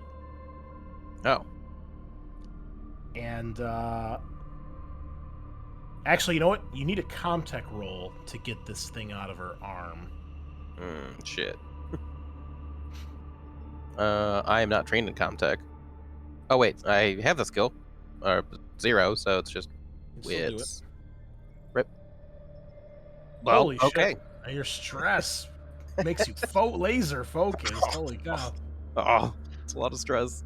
All right, so you can definitely tell that it's a synth when you pull this thing out of her arm, and when you do, you see that her eyes kind of twitch a little bit, and she looks up at you, and she says, "Hello there, Sergeant." Yeah. Who are you? Why are you in the Apollo mainframe? My name is Jill. I am assistant to Colonel Myers. Have I heard that name before? Is that ringing any bells? No. Again, you guys are fairly new. I can't remember. Is your character one that's actually been on the base or not? I don't think so. I don't think so. No. The only person that might know is probably Dante. Probably recognize the name, but you've never seen her before. Okay. I'll look to Silva. You know who this person is? Who this synth's talking about? She says, "Yeah, Colonel Myers is the head of the base." She's like, "Where is the colonel?" And she says, she kind of stops, like she's scanning for a moment, and then she goes, unknown. Do you have any proof you're working for the Colonel? She says, well, if you access the terminal mainframe, you can look up my credentials if you don't believe me. Do you know what happened here? I do. She says, Fort Nebraska is home to a restricted secret research facility on sublevel 3, housing what is known as Project Life Force. This project specializes in alien life for use as bioweapons for the United States Colonial Marine Corps. Before the UPP invasion began, we were preparing to evacuate said specimens when there was a containment breach. Base went into lockdown when the xenomorphs escaped. Xenomorphs. Yes, the aliens that were being experimented on. I would suspect, if you were here, that you've probably seen some evidence of them. Maybe just. And all of you, like, you got your jaws all kind of drop when she just says this so nonchalantly. Yeah, I feel like that's the kind of information you'd have to pull people's teeth out for. Right. But the synth is just giving it to us. Great. She says, given current status of the colony and the base, I see no reason to lie to you. Yeah, Well, we're in it. yeah. we're living that shit life right now. And then you see that she looks down at the prone form of Chaplin, and she doesn't take her eyes off his body, but she kind of directs the question to you, Mason, and she says, what happened to your synthetic friend? He attacked us and was put down in response. She says, oh, well, the Bishop models have always been known to be a bit twitchy. Okay. Can you tell us how to get the power back on so we can get up to the spaceport or the space elevator? Yeah, she as she looks up to you, and she looks like she's about to answer, and then you can see she looks past you and she sees Eckford, and she says, "Ah, Miss Eckford, you're still alive." And then she kind of looks around a bit, and she says, "Though I don't see the rest of your commando unit. How have they fared?" And you see that Eckford kind of has a sour look on her face. She says, "I'm the only one left, robot." Well, that is unfortunate. It is good to see that you are still alive. And then you see that Jail kind of stops for a second, and then she kind of gives a smirk, and she says, especially considering you were one of the head researchers on Project Life Force. Definitely swivel my head back. Oh. She just kind of looks at you, Eckford does, like what? Great. Perhaps you should worry less about me, Sergeant, and more about why your droid just tried to kill us all. Well, I don't think it's going to be a problem anymore. Oh, wait. Did Chaplin have any other grenades? Yes, I I'm gonna do. take them. Taking them right now. Way to go, I guess. Oh my god, that's the funniest shit I've heard all week. Oh man. Yeah, how many did you have left, Jessica? 2. Jeez. Okay, yeah, there's 2. I had Carrying 4. I bandolier used belts of 2. grenades. I was gonna use the other 2. Well, yeah, Jail looks down at Chaplin as you're taking his grenades, and then she looks back up to you, Mason, and she says, if you would like to get the base powered back on, we'll need to reactivate the reactor. It suffered some damage during the UPP invasion, There's currently radiation leaks throughout the base. But if you can repower the reactor, then we can get the mainframe back online, and perhaps we can unlock the carrier car so that we may depart. Okay. And how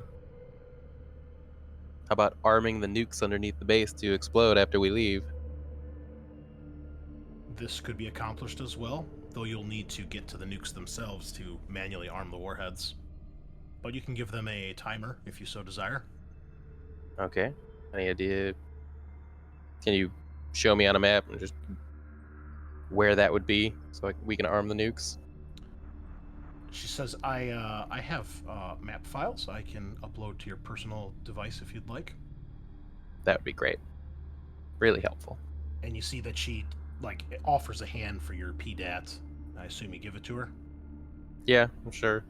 Okay. So she does, and she gives you the, it looks like she basically jacks into it similar to the mainframe, and there's, a couple seconds, and then she hands it over, and you have access now to all of the maps. So I will just make all of these available for you guys here. Oh, nice. Just give me a second while I put these up on your, whatever the hell you call it. Taskbar. Navigation bar, that's it. Taskbar, what the fuck? This isn't Windows. Okay. Alright, so you should now have sub-level 1, 2, and 3. Yep. And I guess technically the climber car is 3 floors as well. It's huge. The elevator's massive. Mm-hmm. It does go to space and all, so.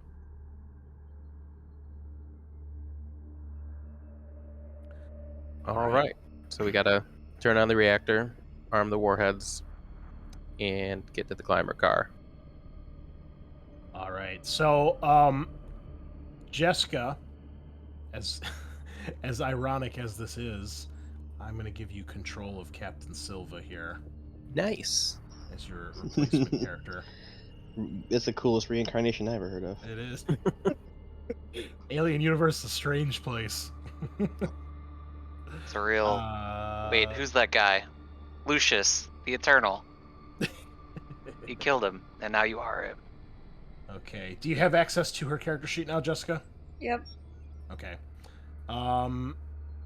Yeah, she's a little wounded right now, and she has 1 reload remaining on her pulse rifle. She should have 2 for the pistol, though. Let me put that in there. All right. And I'll give you access to her agendas as well, so you can kind of see what she's been up to here. Get you more into that sweet, sweet character headspace. Can I check Chaplin's gun for any reloads? Did you have any left, Chaplin? No. Also, Damn. keep in mind, Chaplin was using one of the UPP guns. Oh, he was okay. not using a Marine. Yeah. 'Cause I don't think he had a rifle to start with, a Marine rifle. Nope. Never mind. Never mind. Okay, hold on. I'm just giving Silver her last. Okay, Jessica, you should have all 3 of Silva's agendas now, too. Yep. And we're going to start Silva off with a story point, because Nice. I'm a generous god like that, so. Do I get to make an action? Well, you're Silva now, so. Yeah, welcome to the party. Where's Eckford? She's standing to your left. Turn and shoot, baby. Oh my god. We're gonna just get into it. I mean, it makes sense, I guess. Yeah. Wow. I'm just gonna let you know, Shoot first and ask questions later. You put probably the most chaotic person in this game in control of someone with apparently a very volatile agenda. No, I just think your wife's psychotic, but I you know, can't whatever. make her roll. You can't make an attack? What? Her pulse Hold on. rifle won't let me click it. Well, that's stupid. What happens when you click it? Nothing. Okay, hold on. Let me take away Chaplin's permissions. Maybe that's messing it up. I don't know, but okay, what about now? Do you only have Silva? Yeah. Does it work now? Oh, wait. Hold on, because I have you as observer, not owner. Now try it. 2 hits. That's good. Armor Yeah. Oh my god, that is hilarious. Instantly, just like a fucking robot, just activated. Well, we just found out she's one of the people responsible for all this. All right, you strike her. I assume you're doing all damage? Yep. All right, well, Eckford takes 3 points of damage, and She's still up. she's still standing, yes. Can I use my story point to hit her again? Is that what it does? Sure, yeah. Sweet. So do I just roll again? No, it adds another success. Okay, then I want to do that. Then please roll me a critical injury for Eckford. Brutal. Headshot, Oh, headshot, man, headshot. Yeah. You get the full gamut here, man. Holy shit. It's too bad. I like that. It's almost like Hammer is, possessed Silva. Yes, it really is. Ben's here in spirit. Concussion. So she falls to the ground, obviously injured. She's not dead. She's broken. I'll give everybody else a chance to react before this happens, or before Silva can do anything else. So, Ha ha ha ha ha.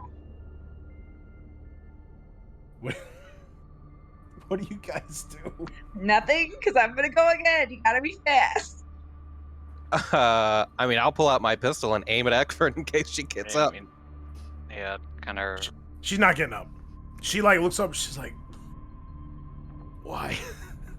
This is literally your fault, and just you good to go, Silva? She's like, I can give you all more if we get out of here. Name your price. Can I go again, or is anybody else gonna do something? No, this was a great plan. I'm I don't- behind it 100%. Unless Zmijewski or Dante want to do anything. Yeah, I guess I did really it. quick if I could get it. I did it. Hold on. Yeah, okay, go ahead, Dante. Well, how would you fix this? And I should sort of gesture towards myself, assuming She as a researcher. she says there's ways to fix you. Kill me though, and you're dead too.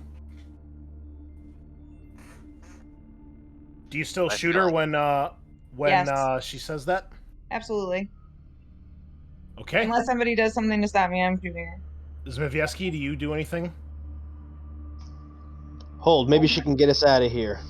We'll hold her at least that long. No. You let her. Somebody is gonna physically stop me, or I'm going to shoot her, and I've already got 3 successes. Oh no, I don't stop her. I'm aiming it. I'm aiming at her. So Zmijewski, I'll let you, because you're kind of standing next to her. So, do you try to stop her, or? I mean, I'm just trying to reason whether, honestly, Zmijewski doesn't like any of these fuckers. So, Zmijewski likes Zmijewski. All right. Well, go ahead and roll your panic there, Silva. So I don't know how to do that since I never did. That's right. That's right. First time being a human. That's right. So on your character sheet in the top right corner, you hit the button that says stress. It's on any page. Okay. You drop item. Your stress goes up by 1. However, it's not a 10 plus, so you still succeed at your action. So with 3 more successes, that is 4 more damage. We won't bother with another critical injury here, as you just pelt her full of bullets, and she is definitely dead. We'll give her the good old dead. Blech. Oh, it's so tiny you can't even see it. It's much better in Warhammer. However, you do unload your gun, so that is another reload that is gone. So once you reload your gun now, you'll have no reloads left for the pulse rifle. I don't care who's left. But Eckford is dead. Innocent researcher brutally gunned down by psychotic Marine. Oh, okay. Interesting way to spin that, but all right. Yeah. You see, JL's just like, is everything all right, Captain? I turn and with my I'll pick up my weapon and point it at Jail and say, who else here is responsible for the outbreak, for the Project Life Force? She says, well, I would suggest the UPP are the ones responsible, since the attack is what disrupted the transportation of the specimens. As for who's in charge, well, that would be Colonel Myers. Where is he? As I said before, Captain, I do not know. I push the gun into her head. She says, Captain, it is my prerogative to assist Colonel Myers in any way that I can, but I do not know where he is at. I've been in the mainframe since before the attack started. What were you doing in the mainframe? Well, I was initially trying to keep track of what was going on when the invasion started. I started to take control of some of the outer defenses when some of the power started to go down and parts of the base were damaged. A manual override, if you will. Once the EMP blast hit, though, I was knocked offline. Alright, I forgot about that. I was about to ask, is it still an invasion, or since the black cloud was dropped? Is it He says, just a Black massacre? Cloud? Yeah. I don't want to get into that now. Yeah, I don't want to talk about it. some big ship thing in the sky unloaded a black cloud, started it seemed like infecting and killing anything it touched. During this happens, Chris, I've been studying the maps and trying to like path myself a little route to get out of here. Sure. Okay. And also just make a little pit stop over at the the nuclear warheads to make sure they're primed and ready. Okay. Okay. So once I'm are you- confident, once you think I've had enough time where I think I'm confident in knowing where I'm going, let me know. Okay. Well, I mean, I assume that Sergeant Mason shared the maps with everybody, or if you want, JL will upload it to your own personal device too, because you all would have one probably. So Yeah, there's a way to share. I'm not gonna withhold yeah. it from anyone. So yeah, we'll assume that you guys all have access to these maps. So, but yeah, you're studying them. But yeah, I'll let you know.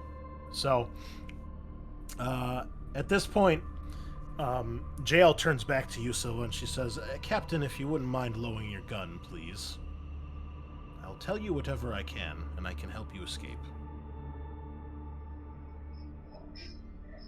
I assure you I'll be much more used to you functioning than, And then she looks down at Bishop and she goes, at Chaplin, and she goes, well, unlike him.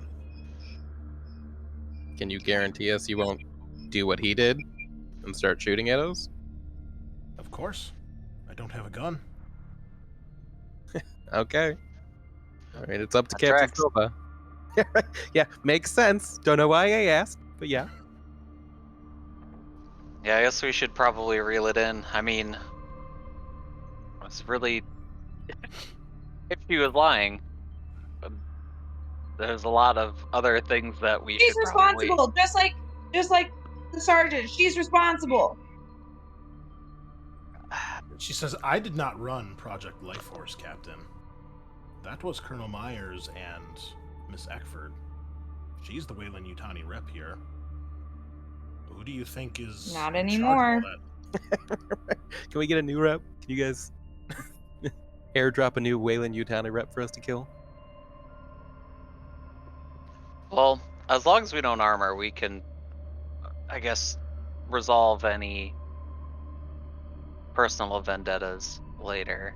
I'll lower my gun. Thank you, Captain. Yeah. One thing, Dante, what were you talking with Eckford about? What did you mean by fix me?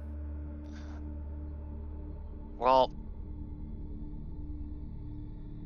I guess since most of the murderous lunatics of this party have been mysteriously killed. I've had the suspicion that I was part of the medical project. I've been feeling pains in my chest, and my inquiries to Bishop, or Chaplin rather, now you got me doing it, about medical assistance were not just for the benefit of the Marines that we sadly executed downstairs, but for myself as well, hoping that potentially we could excise a creature, if that be the case, or at least rule out the possibility. I hope it's just the synaptic relay in the spine causing some kind of problem, but given all that's happened, I don't think that's realistic. Oh, Dante, you know what? You forgot. Every time you get stressed, you're supposed to roll a d6. If you look under your description, there's a special rule due to your synaptic implant for your spine. Oh.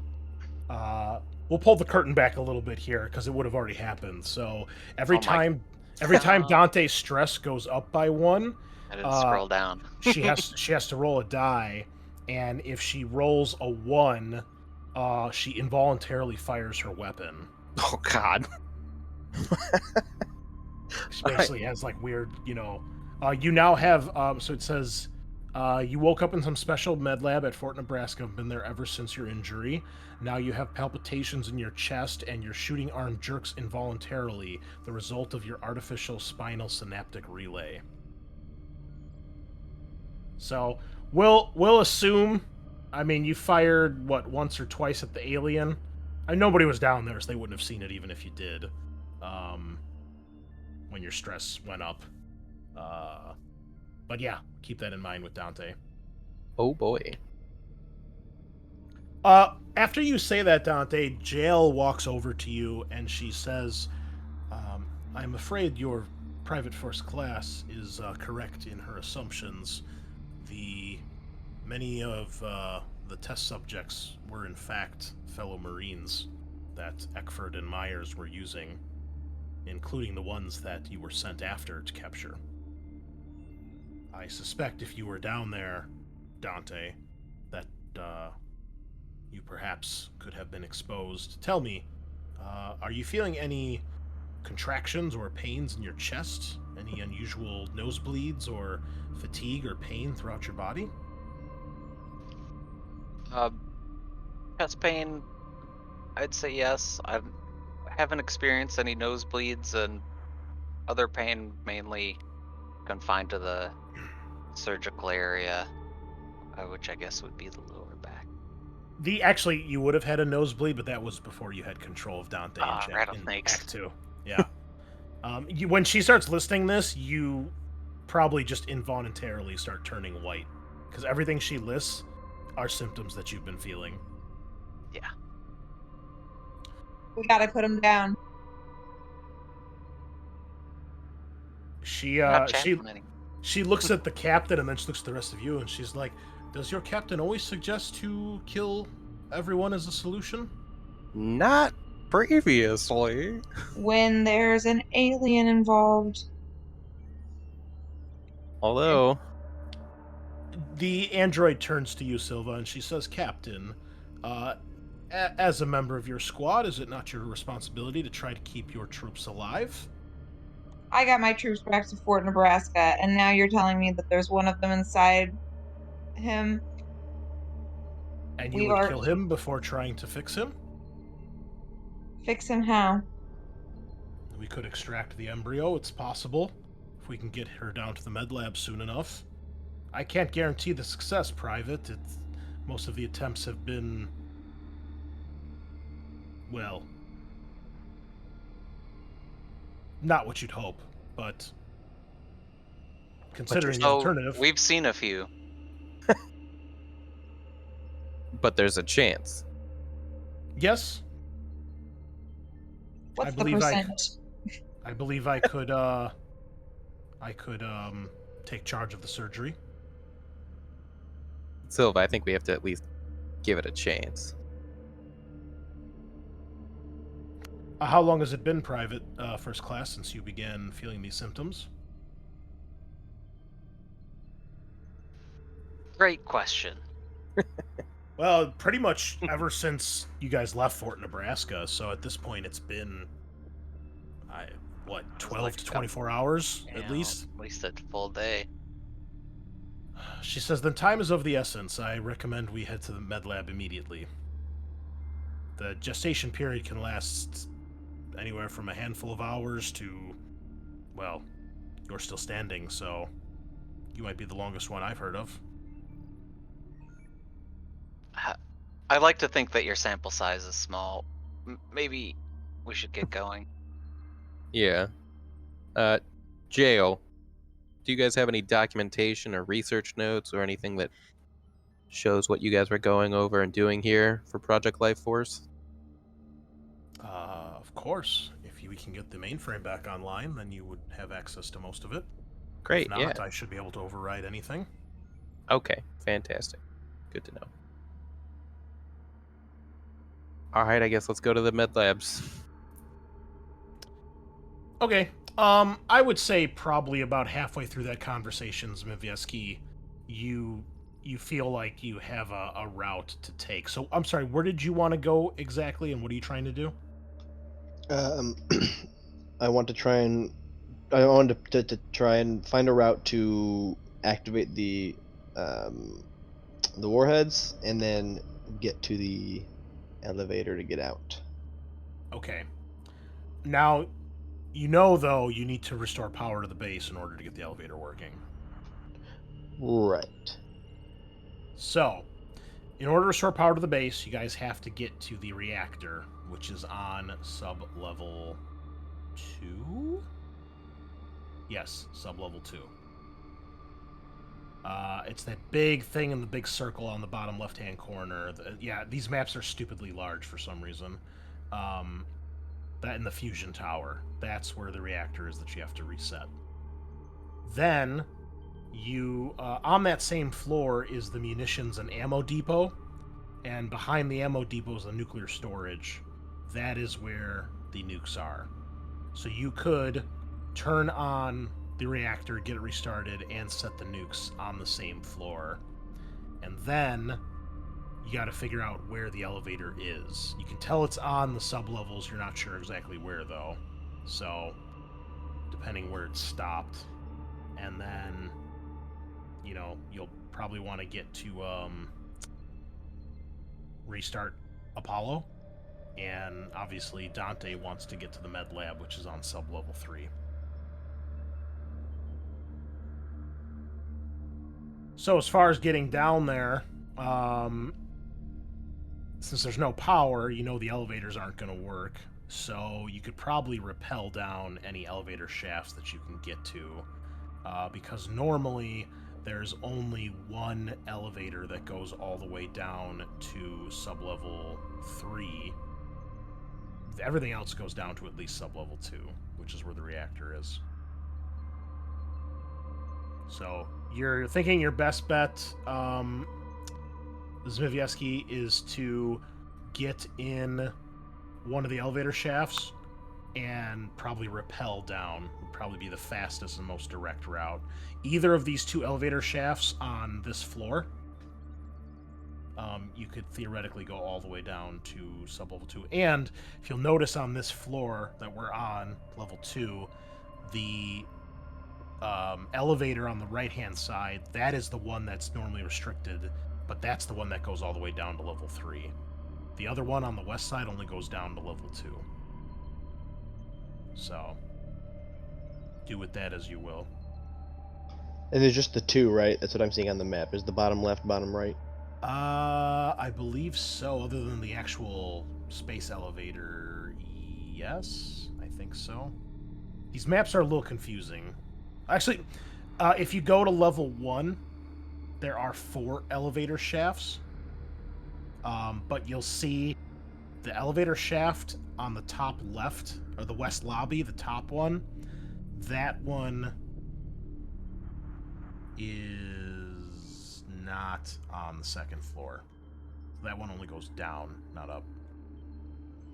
That one's not actually on this floor. So yeah, but either of these two on this floor will go down to where you need to go. If you want to get to level 3, you want to take the one on the right. If you only care about getting down to level 2 at the most, you can take the one on the left.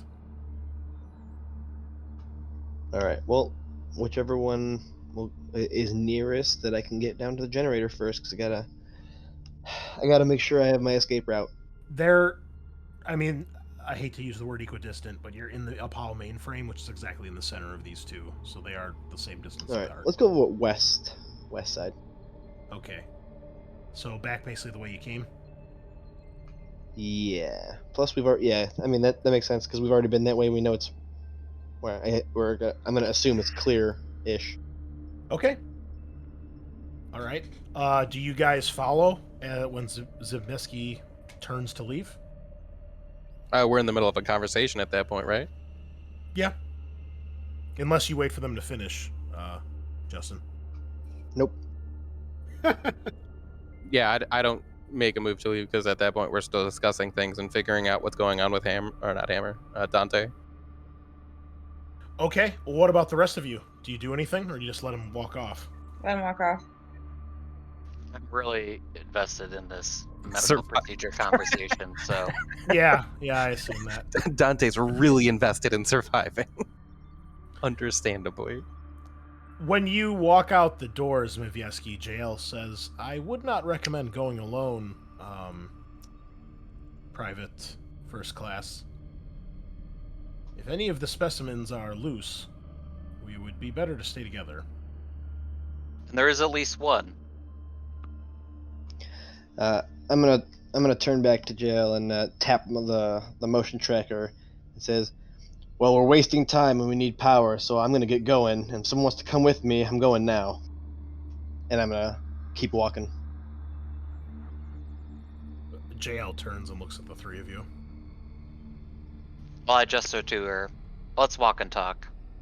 And Okay, we can assume you finish this conversation as you guys make your way back towards the elevator shaft. So, unless anyone does anything differently, we'll say that you guys eventually get back to the elevator shaft here on the bottom left. So I'll move JL over here, where you guys can just drag. There's no walls. I got rid of all that stuff. So Oh, that's cool. come to this one. Yeah, I figured since you guys can get maps of this place, having all the line of sight stuff probably wouldn't make sense or be needed.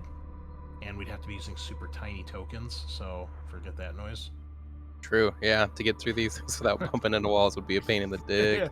I mean, I will give Free League credit. All the walls were set up very nicely, but with the way that the size is distorted with the tokens, it just wasn't needed. Mm-hmm. So, okay, so the group of you make your way to that elevator shaft, and you are going to head down. So I'll need either a heavy machinery roll, or somebody can heavy machinery roll if you want to use the power or the cutting torch. Just give me a power roll for it. I guess grab the cutting torch off of Chaplin's body. Okay. Or, well, Dante has one, right? Yeah, Dante has one. still It probably have- doesn't hurt to have two. Yeah, you might as well grab it. Yeah. Okay.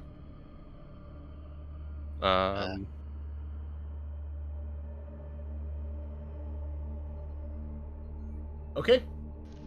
Oh, that was you. I was like, did you roll already? can roll. I did not roll, yeah. I don't have any heavy machinery training. R.I.P. Ah, Damn. Okay, make a power roll too, Dante. When you use the, you gave yourself the bonus from the cutting torch, right? I'm sorry, yes? No? no. It's I just rolled I believe it's +3 with the cutting machinery. torch. Okay, well, you only need one success, so it doesn't matter. However, you do panic, so please roll me a panic roll.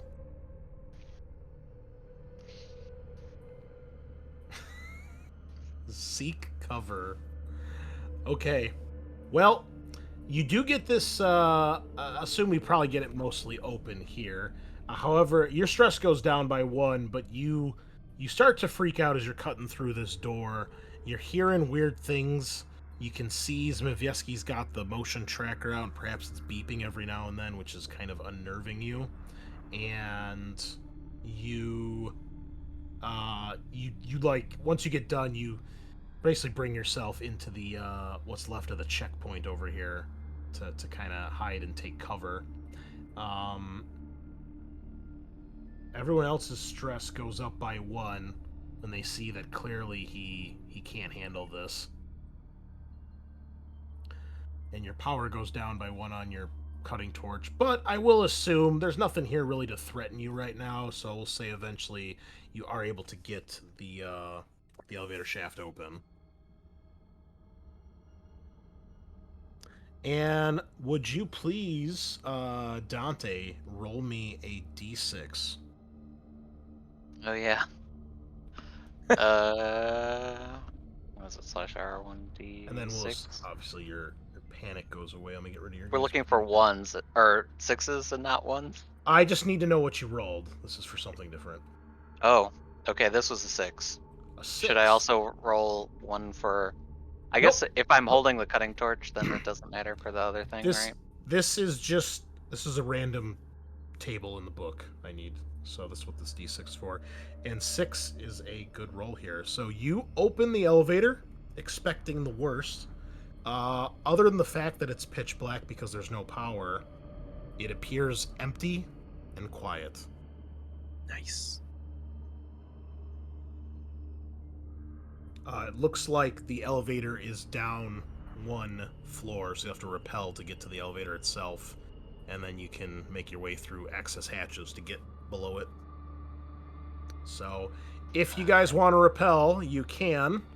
It'll take a mobility test to do so. Wow, Zmijewski just like... I'm a champion. I was going to say you can have +2 here. I know someone had rappelling gear earlier, so... I trained for this. Okay. Well, I guess JL will try as well here. Well, with She makes it. 8 stress, I have a bad feeling about this, boys. Yep. 3 Sweet. facehuggers. All right, Sean. How did you want to die? Seek cover. Do you want to die? Okay, well, we're going to need to look up the falling rules here because you failed. That's kind of what I assumed would happen. You fucked up, bro. Well, there's not like any other way to get down, so. Story points? I do have a story point. But it just counteracts 1 success. Is that all it does? Well, the problem is that he rolled a 10 or more on his panic, so that automatically makes you fail your roll. On the plus side, your stress goes down by 1, but everybody else's stress goes up by 1 as they see you plummet to your doom. Yeah. Okay, so falling on a hard surface automatically inflicts an amount of damage equal to the height of the fall in meters divided by 2, rounding down. Armor can protect you from fall damage. So height of the fall in meters divided by 2. Oh man, how tall is a fucking floor in an elevator shaft? Probably 20 feet? 20 seems. I don't know. Depends on the building. Yeah. I suppose if it's a little office building, it'd be like, I don't know. I mean, the elevator itself is probably at least like what, 7 or 8 feet tall. 8 feet tall, probably. Yeah. Right. Yeah. So 8. We'll say 10. 10 feet. Yeah, we'll say 10 from floor to floor. So in meters, that would basically be like 3 point whatever meters, about 3 feet per meter, right? So, divided by 2, so 1.5, so 1. So you automatically take a point of damage, but you can roll your armor. Okay. Question: has enough time passed since I burnt my hand to heal the 1 health? Absolutely, yes. Great. Back to full. Now we'll roll armor. take 1 point of damage, Take backs 1 point of out. damage. Okay. All right. And I would say, Silva, at this point, one of your wounds would heal too. Anybody else who's injured before this, you'd get a point of health back during the conversation and everything. So, did everybody make the mobility roll to get down? Oh yeah. I see Zmijewski, JL, Dante, and Silva. Silva crushing it with 2. Dante, give me that panic roll. Drop item. Okay. 10. Your gun drops, and on an even, it falls down the elevator shaft between the elevator and the wall, never to be seen again. It's an even. Fuck. Damn. Alright. And it is brutally loud as you guys are, well, you're falling and dropping as well, so there's a lot of noise right now, but it's like, you just hear cling, cling, cling, cling. And you're just like, oh fuck, what did we wake up? Your stress goes up by 1 when you drop that as well. But you all do make it to the bottom, and you are at the top of the elevator. You're able to open that and get into the elevator, which would put you guys back on level 1. If you'd like, you can basically like open an emergency hatch in the bottom of the floor and rappel further down if you so desire. There's no way I make it.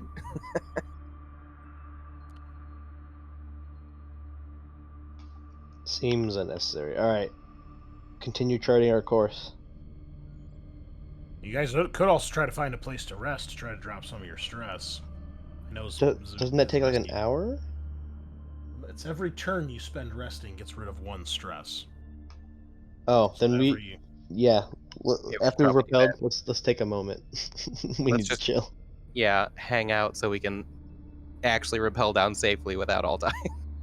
Okay, how long do you wait? Well, shit, I mean, Dante's dying. So, do we want to go to one of those burned out rooms on the first floor? I mean, you guys could also probably stay in the elevator if you want. I mean, Oh. the doors are closed, so other than the hatch you just open up on the roof. Why are you trying to put us into a big tin lunchbox for an alien? Just To just- saying. Cut the cords and drop us. I'm just saying. That Just sounds saying. like bait, Chris. You up to you. GMs are evil. Nah, I'm good. We repelled. We're on the floor. Let's just chill here, and I'm gonna keep my motion tracker at the ready. Okay, do you want to do another power roll for it? Like Yeah. actually use it? I lose one. Okay. For the most part, nothing's really changed. Whoops, that was an accident. Oh yeah, you can give your. Are you able to edit that, or do I need to? You need to. Okay. Yeah, you're able to. Oops, hold on. Why can't I? Oh, it let me now. Okay, it was just Oh, lagging. Okay. It's more or less the same. There's a lot of movement where the elevator is, the space elevator, and then you see a couple blips here and there on the tracker. Nothing close to us or approaching us. Nope, doesn't seem like it. No. Okay. I'm just gonna keep an eye on that. I'm gonna keep quiet and just, people are talking, whatever. I'm really focused on just watching the blips and see if anything moves. Okay. Does anybody have the banter talent? I do. Dante also has banter. Oh, you Really? got both characters that have banter. That's hilarious. He is. Amazing. All right. Chatty Cathy this What this round. is Dante's terrible joke to try to relieve stress here? Oh boy. Well, I'm gonna also take a longing look at my folded discharge papers, which I really wish would have been the ticket out of this hellhole. But looking askance from that, I guess reminisce to our party members here and say, well, when I was young, my parents never let us have real pets. All we got was one of those little ant farms Or you'd fill it with sand and you could see through the glass window and tap on them as they made their little structures and things like that. And they all looked the same to me. And so I was wondering to my dad, I was like, are there girls and boys in there? Or are they all just little black bits? And he told me, oh, of course there are. And I'll show you how to tell the difference. If you get a little bit of water and drop one of the ants to it, if they sink, it's girl ant. If they float, boy ant.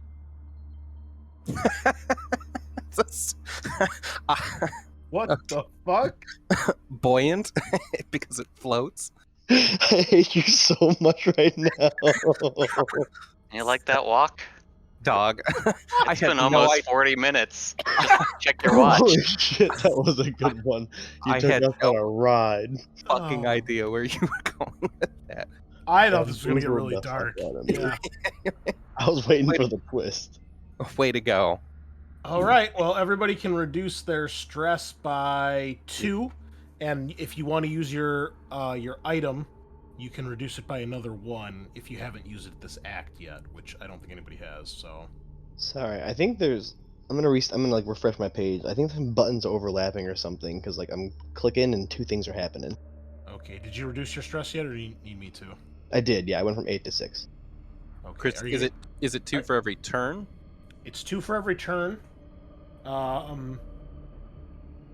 He was talking for at least 3 turns. I would say probably 2 turns you guys would get out of this. Good That's enough going to for be me. about 20-30 minutes, and I don't think Dante's going to want to wait anymore. Understandable. Also, if you want to use your signature items, you can, and reduce an additional point of stress. Definitely gonna do that. All right. And then, if anybody's wounded, they'd get at least 2 wounds back. So, Nice. all right. Well, the 4 of you, 5 of you, because JL's here, eventually are going to make your next mobility roll. So please do so. +2, remember, with your climbing gear here. You need Chris, that. my condition still says panic. How do I undo that? Let's Well, see. I can't unclick yours for some reason. yeah. It's messed up. I don't know why. I will roll my mobility and then I'll refresh like Justin. Okay. Wow, Jail gets 4. Zmijewski gets 1. Silva gets a panic. She drops an item. Oh boy. And Silva, your stress goes up by 1. And oh my god, there's so many rolls going on. Oh boy. Mason, you're fine. Silva.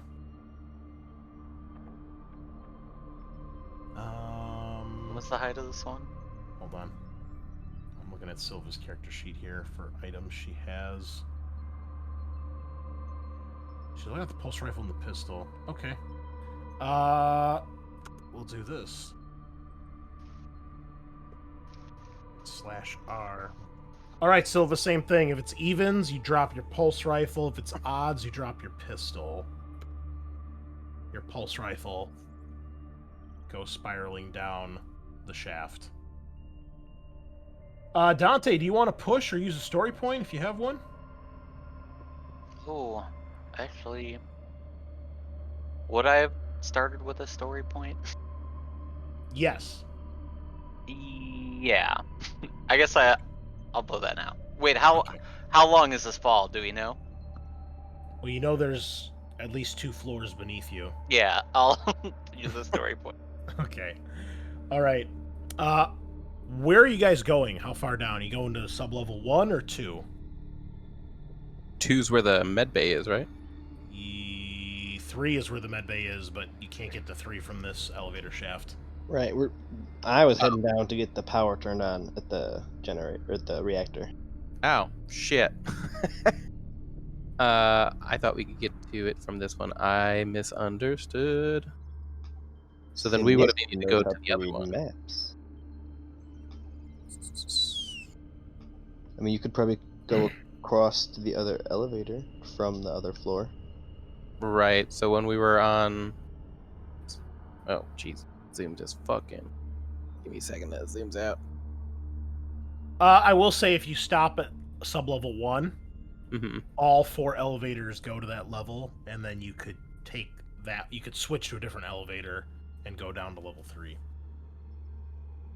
Okay. So since we just passed our mobility, we can stop at sub-level 1, and then hop over to the sub-level 3 elevator. Yes. Great. Zmijewski, do you go with them or do you go off on your own? I'm pretty dedicated to my task, and I said if anyone wants to come with me, they can. Well, we're gonna go try to save Dante first. And we need. Are you certain there's not medical equipment that needs power? I look at JL. Oh, that's a good question. Didn't think about I smirk, that one. and then I continue on my path. Zmijewski knows what's up. It's a med pod. Man, I don't know if the med pods have their own power or not. To be totally Well, honest is it separate in a way that they want that to be kept separate from everything else, so it would be on its own like power grid? Well, let me look at the description in the book here really quick and see if it says anything. Gucci. All right, Dante, we'll do it this way. Roll me a d6. If it's high, then it's on its own power grid. If it's low, you got to get the reactor back on. It's low. You need the reactor on. Failed me again, D6. Just like every time. Well, I guess in that case, you guys probably wouldn't switch over to the other elevator. Just go straight down to level 2. So you guys can get to the power grid. So. Oh, it has Yes. has my general. Okay. Everybody good? Take that as a yes. Yeah, I can't really. Yeah, zoom this out wall too to your far. Yeah, it's dumb. Not happy about it. Is this map just like crazy big? It is. It's so big you can't even zoom out all the way. Yeah. Cool. So we determined we need to set the power up first. Yeah, hold on. Yeah, seems. Unfortunately. Dante has likely. an Uber token here. Sorry, Dante. There we go. Okay, so you, and you. If we get out of this lab, we can commit high treason and kill Mayor Meyer. Okay. All right, so you guys are going to come out of this elevator right here, where I'm going to put your tokens at. And you find yourself at a loading dock. You see to the left is where the space elevator would be accessed. Across from you is another elevator that goes up. Now, the other thing that's on here, it's kind of weird on this map. You see this tunnel. This tunnel is on this floor, but the entrance and the exit go up to the next level. So only this part of the tunnel is here. There's actually no way to access it on this floor, but it does mostly run on this level. And then it goes up to the sub-level 1 where the dropships and the vehicle bays are. And basically to your right, to the south, you can see there is blast doors that lead into where the munitions and the weapons are. And then there's a long hallway that goes towards the reactor. Oh. We better stock up while we're here then. Yeah. If the doors can be open, that would be great. It looks like these are heavy-duty blast doors, and they're gonna need power to get back on. Gotcha. You can't override them. You could Well- go through the tunnels if you wanted to, but there's no way to get them open without power to the base. Well, let's go turn on that power. Well, you guys follow this long corridor down towards the maintenance pits, which then leads to the reactor. And there's lots of debris down here. You can just tell from the beating that the base took. Clearly, a lot of damage here. But you guys are making your way down this this power walk, as they have it labeled. And Mason, your Geiger counter is starting to go off when you guys exit the elevator. Super glad I had Chaplin fix that before he died. Well, I will let everybody know that we're getting some pretty hefty radiation. I assume it will only get worse as we get closer. This would have been nice to have a synthetic for. Perhaps We JL. Yeah, we do have a synthetic. Imagine that. Convenient. Now I'm just checking my CBRN kit to see if it has anything that would help us. But it does not look like it has anything specifically to help us with resisting radiation. JL says, if we can get to the control room, there should be hazmat suits in some of the storage lockers there. Okay. Is the current radiation level dangerous, Chris? You definitely don't want to stay down here for more than a couple minutes. It's a medium, well, probably beyond medium reading, because you're on the same floor as the reactor. Cool. Let's get this moving, boys. We need to do this quick. Okay. Well, you guys make your way down the hall here, and you get to the room where these maintenance pits are. So the pits themselves are basically these two long pits. You can kind of crawl down there. Variety of mechanical detritus and tools and things are in there. But to your horror, when you open the door, you can see that the maintenance pits have been coated with the alien hive material. And all inside there is dozens and dozens of bodies cocooned in the walls. Shit. Can we tell if they're if they've been bursted or if they're whole? Not from where you're at. From where you're at, you can just because it's below you. You can probably see from where you're standing. You can probably see the ones on the ends here. You can just see that they're cocooned up, but you can't tell from here if any of them have been bursted yet. Are any of their noses bleeding? From here, you can't tell.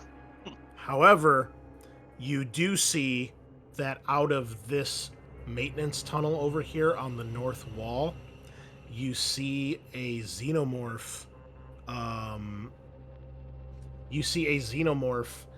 Comes out, and it's dragging a body, and it goes down into the pit, and it looks like it drags the body down there, and then it leaves the pit and goes back up into the tunnel. I mean, did all of us see that? Yes. It didn't seem to notice us at all, obviously. Nope.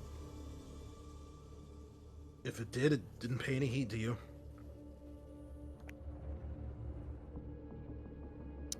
Well, and where would the hazmat suits be? Over here by the reactor relay room? She said it's in that room. Well, Let's do it. yeah, we can make a break for that room. Okay. Well, you guys pass through without incident. Does anybody really pay any attention to the pits, or are you just going past them? I mean, I'll take a peek when I'm walking by to see if I can see if any of them are already expelled through the chest. Oh, yeah. Yeah, it looks like most of the people that were in the base are probably crammed down here. Many of them are dead. You see a couple of them convulsing as if they're about to burst, and others are just unconscious or knocked out or asleep. All right. Do we want to talk about this ATA game? Because Drop the Yeah. grenades. I was waiting for it. I was waiting for it. Actually, Not a bad idea, but it will alert everything. Yeah, we don't want to start with that, I don't think. I'll give you guys a second to decide here. Just a moment. Discuss So- amongst yourselves. Yeah, since we all saw that, let's kind of huddle together and hush talking. So, Obviously, this thing's bringing its food or whatever to hatch. It's young here. I don't know if we can get by cleanly and quietly, but one of us needs to at least get the power on. well, yeah, that maintenance tunnel probably goes to the reactor, so there might be more of those things actually inside the reactor. I mean, that might not be an awful thing if it turns on and it incinerates the fuckers.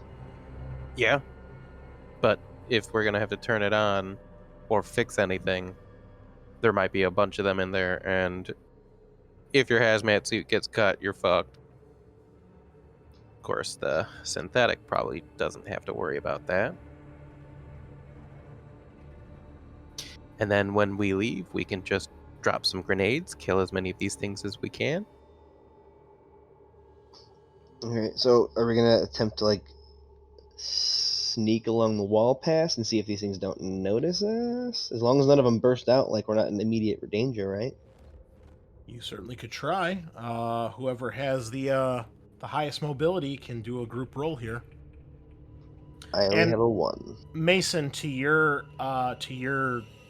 suggestion of the android, JL would say, while I would be more durable to the radiation down here, Sergeant, prolonged exposure would eventually melt through my systems as well.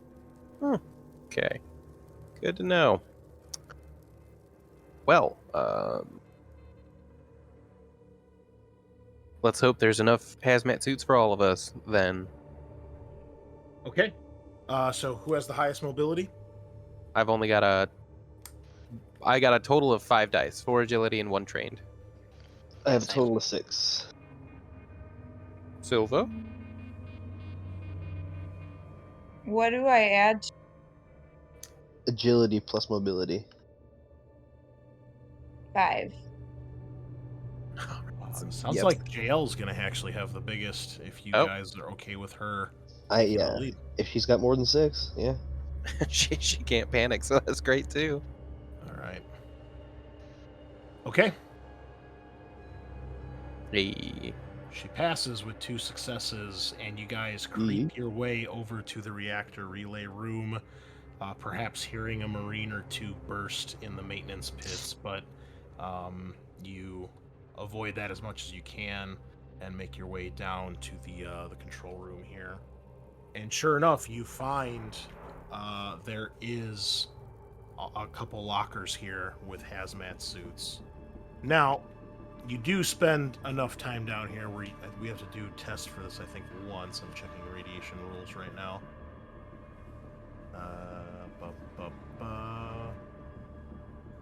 Radiation, here we go. Okay, so let's see how this works. This is a first for me.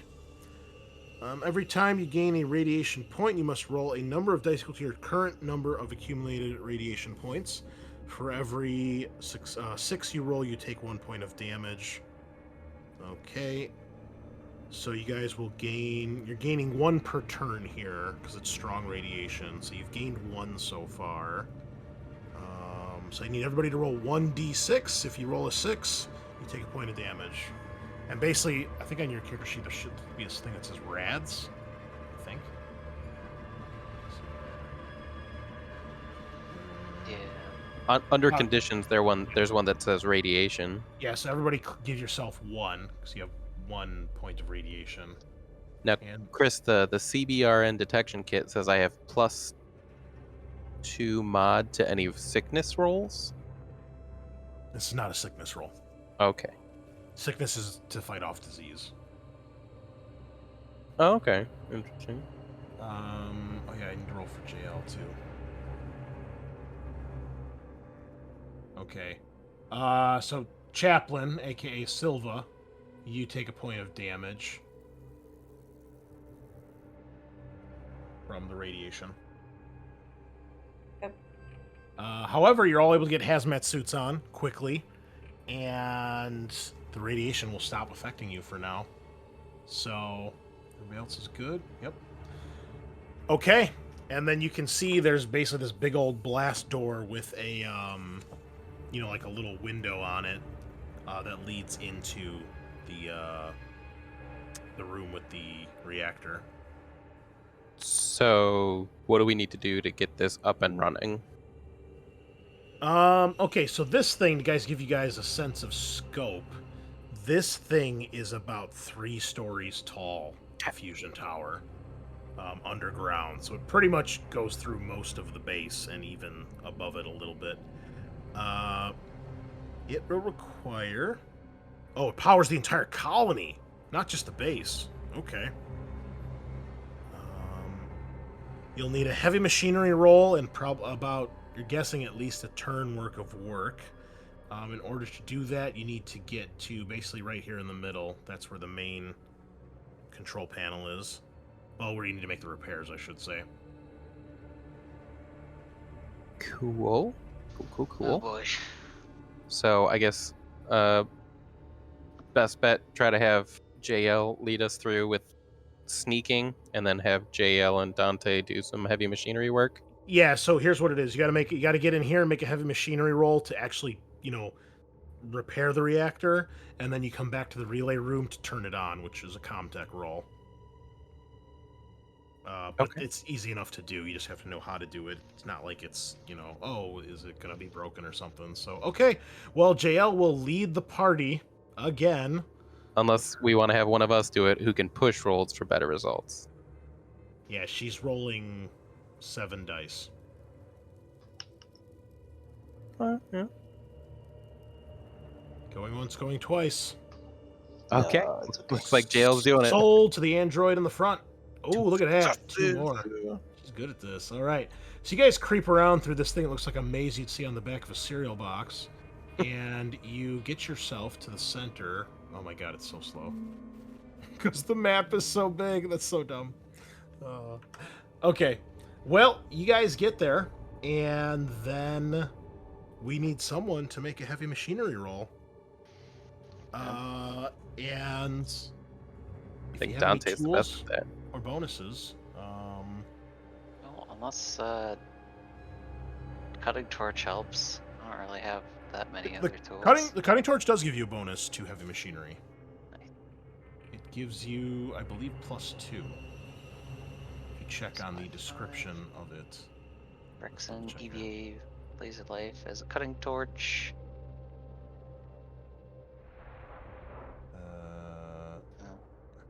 Just says he could plausibly use it as a weapon. That's not right. I know it can. Let me double check. Tools, here we go. Cutting torch, heavy machinery +2. I can't believe it doesn't say that on here. That's... Oh, you know why? I think because you have the weapon and not the tool. That's why. Anywho. Yeah, there's 2 separate entries that could be on your character sheet, but we don't have it, so that's fine. Okay, JL will assist. So you get +1 from her. Alright. This. Okay. I think we're Okay. so good. And I need a power roll, please. Alright. You're good with your panic, and 3 successes will do it here. Okay, you're fine. So you guys are all sitting there as this happens, and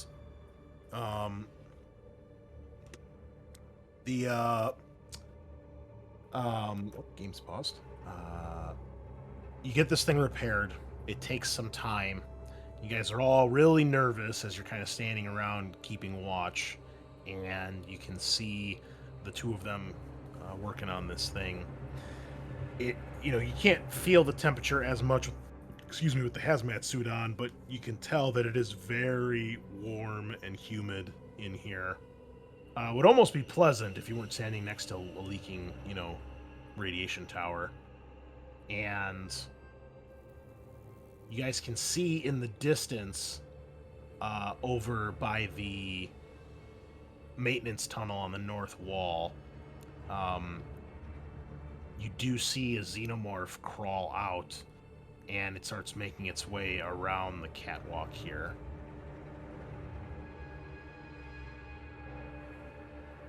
If anybody wants to give me an observation roll, please, they may do so.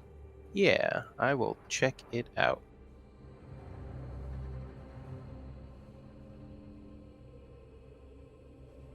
Okay, I need 2 Silva. successes. Yep, Silva, I need you and Mason to make panic rolls, please. Keeping it together. Okay, Silva, you freeze. Your stress and everybody else's stress goes up by 1. Wait, shouldn't you have cleared some of your stress? I did. Damn. How much did you have? I had 3, and then we went up. No, I had 6, and then I cleared 2, and then I went up again. We should have cleared 4 because of the Yeah, you should have cleared 4. and then you could have used your whatever her item is for an extra 1. Correct. Okay, so I'm at 3 then. Yeah. Did you want to use your item or not? No, that is with my item. Oh, it is. Okay. All right. Okay. Well, we'll keep the freeze, but we'll just keep your stress the way it is now. We'll make it go up. So, you freeze, and the reason you freeze is that not only do you see that xenomorph, but Silva in particular, anyone else who passed, you see 2 other xenomorphs that you feel they're attempting to sneak towards you guys. We're fucked. But they are not. There's basically one coming from each side of these landings here. Hold on, I gotta make their tokens visible. Oh. There's these big catwalks, and then this one it's coming here. You can't tell if the one on the north wall's seen you or not, but the other 2 that are coming from opposite sides, they definitely see you. Then the one on the north wall knows. And so, let's roll initiative. Zoom way in and maybe you can see it. Yeah, right? All right, that looks about right. Nice. Unless anybody has complaints about that, so. Oh. Boom, doing it. You hit your chance. Dante, you're up first with a 1. Xenomorphs right. are closing in. Exciting. I guess I still have my sidearm, right? So I'm gonna probably pull that out, aim and shoot, or I guess is like wielding that one action or a fast action. I mean, I would assume you'd have a weapon out. Had that one ready. Yeah, I don't think you're just walking around without a gun out at this point, so you can aim and shoot if you'd like. Okay, great. Which one are you shooting? The southeast. South one? Okay, Yeah. yeah. Go for it. All right. 2. That's something. What you got? Holy fuck, 4 successes. All damage? It's coming. It's not on the catwalk yet or anything like that, right? It's about to start crossing it, yeah. Okay. Yeah, all damage. Just All damage. That's 4 damage. It blocks 0 and takes 4 points of damage. You see acid spilling everywhere. It shrieks in anger and pain, leading us to Mason at 3. So where am I? So he shot the southwest one. Yes. So I guess I'll shoot that one too. Okay. So this is my last clip with my pulse rifle. Let's hope this works. Don't fuck up. Yeah, bro. Now I can't remember. In this game, is there an aim quick action? Yeah, you can use a fast action to aim, which gives you +2. Okay, I will do that. 3 successes. Let's push. Oh, 5 successes. okay. So Damn. that would be 3 extra damage, and I want to. One of them is, I guess you can push it or knock it down. Can I knock it down? Yes, you can. I will do that. So 4 damage. Right? 5 damage, because 2, 3, 4, 5. 5 damage, that's right. Right. Okay. Armor piercing. Alright. 5 more damage goes through, and you shred this thing and just gut it to pieces. It is dead. All right. Dante and Mason stacking bodies. Well done. However, the other xenomorphs, especially the north one, you get its attention with all this gunfire. This one is able to move into your guy's zone, and then it will... who will it engage? Okay, so we'll just go in initiative order here as far as 1, 2, 3, 4, 5, 6. If I roll a 6, then I will choose who it attacks. A 1, it's coming for Dante. So it gets into your zone, and then it moves into engaged range with you. Yes. Zmijewski, you're next. How close is it? Like on top of him, basically. It's in melee. Oh, And okay. you use both of its actions to move.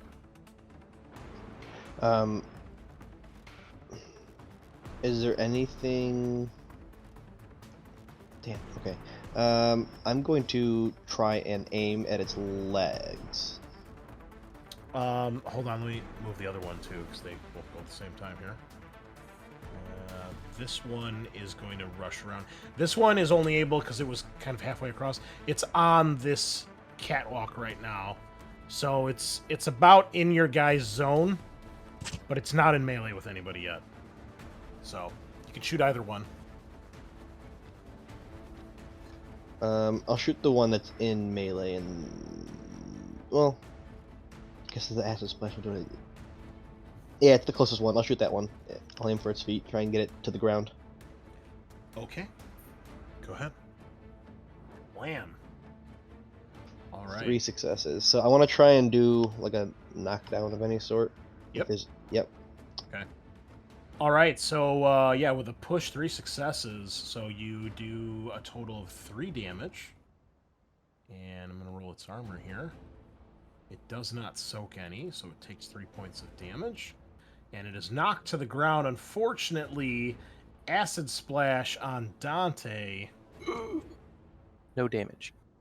Oh, no Dang. damage on 13 dice. Yes. Okay. Up to Captain Silva.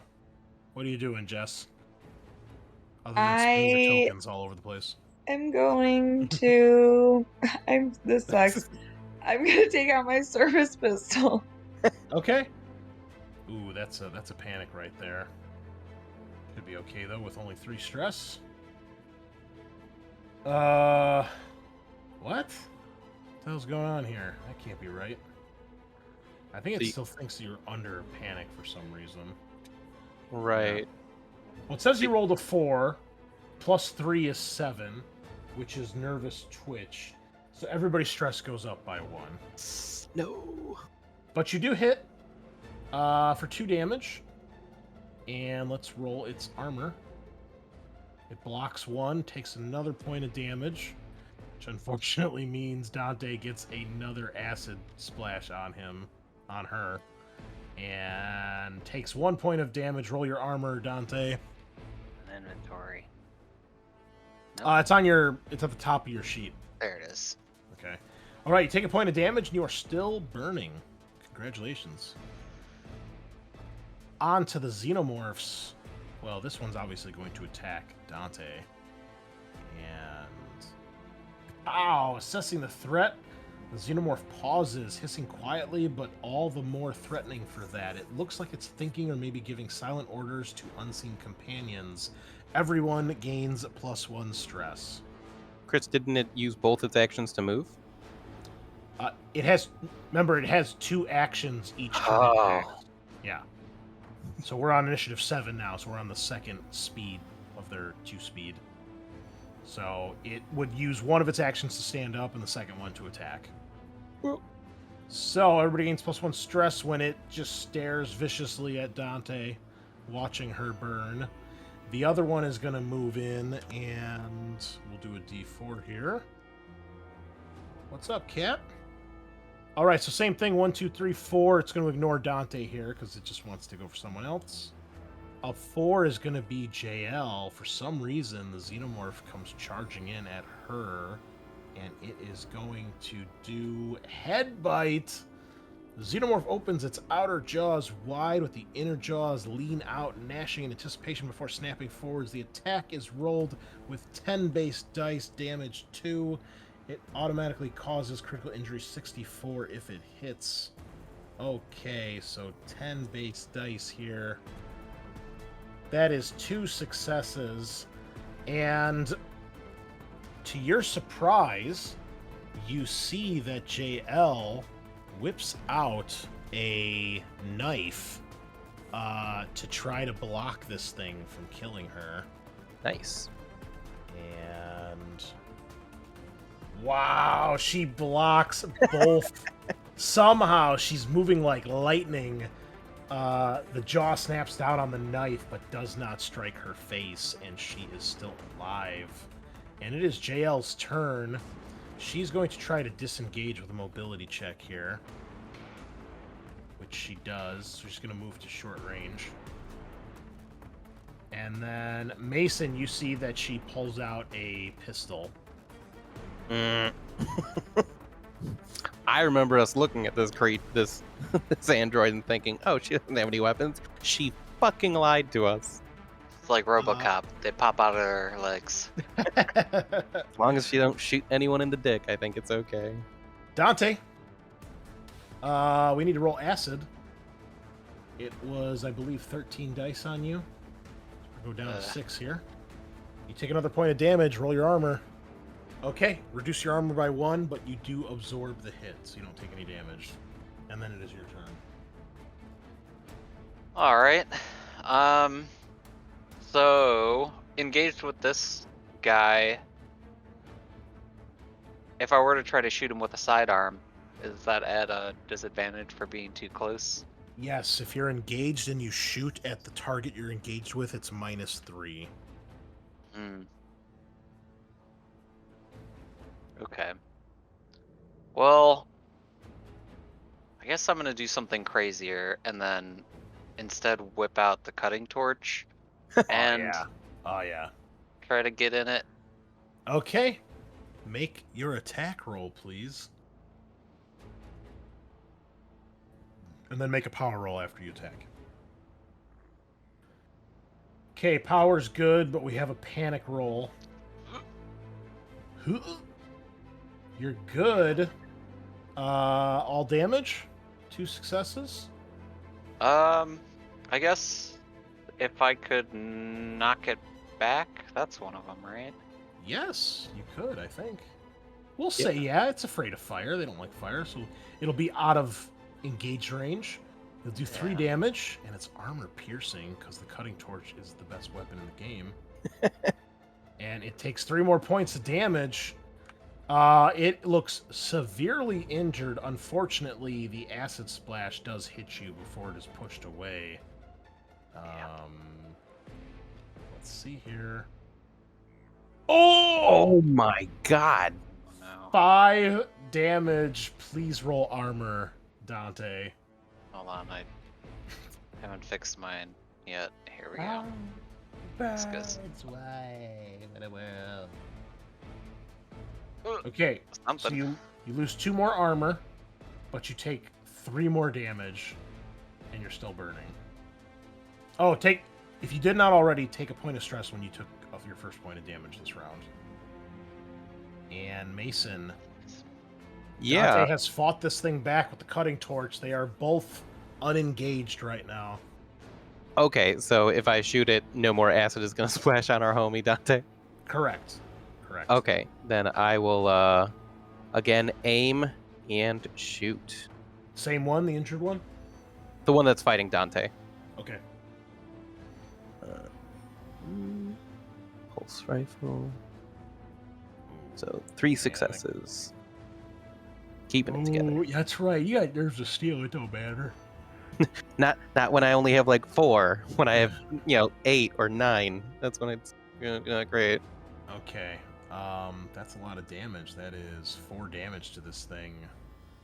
Yeah, because it's already knocked down, so I can't. It doesn't matter to knock it down again. And then can I move away? Yes.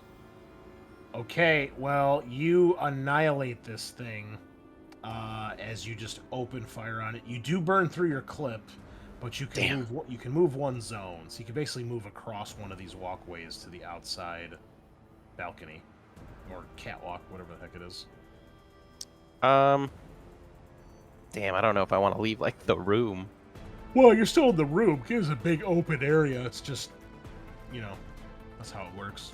Okay, yeah, I'll just take cover out there and then lament the fact that I have no more ammo for my pulse rifle. Okay, the xenomorph will do same thing here. A 2. It's going for Mason. It's chasing after you killed its friend. Weak. So it'll move into your zone, and then it'll move into engage range with you. Zmijewski, you're next. I'm gonna pursue to get line on it. Yeah, you got line of sight. You can give it the old shot. The old deeps. Oh, sorry. I was throwing a d6 in for the arm twitch thing. Oh, lovely. It's a little late, but it's fine. Okay. Zmijewski, you score a hit. That'll be 2 points of damage. And it takes 2 points of damage. And yeah, you take 1 acid damage. Roll your armor, please. Okay, reduce your armor by 1. You're good. Silva, you're next. Pistol. Marines keeping it together here. Oh, maybe not. Spoke too soon. Drop item. Okay, well, you do score a hit, though, so do you want to do your other successes damage? Yeah. Okay. Fortunately, it's full armor here. Blocks 1, it takes another point of damage. Unfortunately, for... Mason. Oh, 2 more. Whoop, wait. Sorry. I put 11, not 2. Sorry, it's 2 damage. No, 1 damage. It blocked 1. 2 damage. That's 2 damage. Okay. My armor doesn't go down though, right?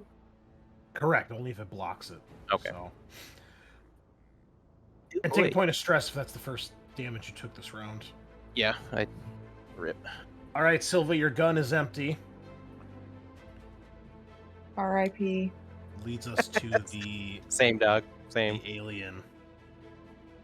Stare menacingly, stare menacingly. All out attack. The xenomorph launches into a wild attack, throwing every claw, fang, and its pointed tail at its victim. It attacks with 12 base dice damage 2, and the attack is armor piercing. Cool. Ooh. Well, at least it's not an instant kill attack, I guess, right? Fair. 1 hit. Can 2 I damage. block? No, because you used both your actions this turn. You shot and then you moved. Damn. So it's only Shouldn't your have armor. moved. Only your Okay. armor.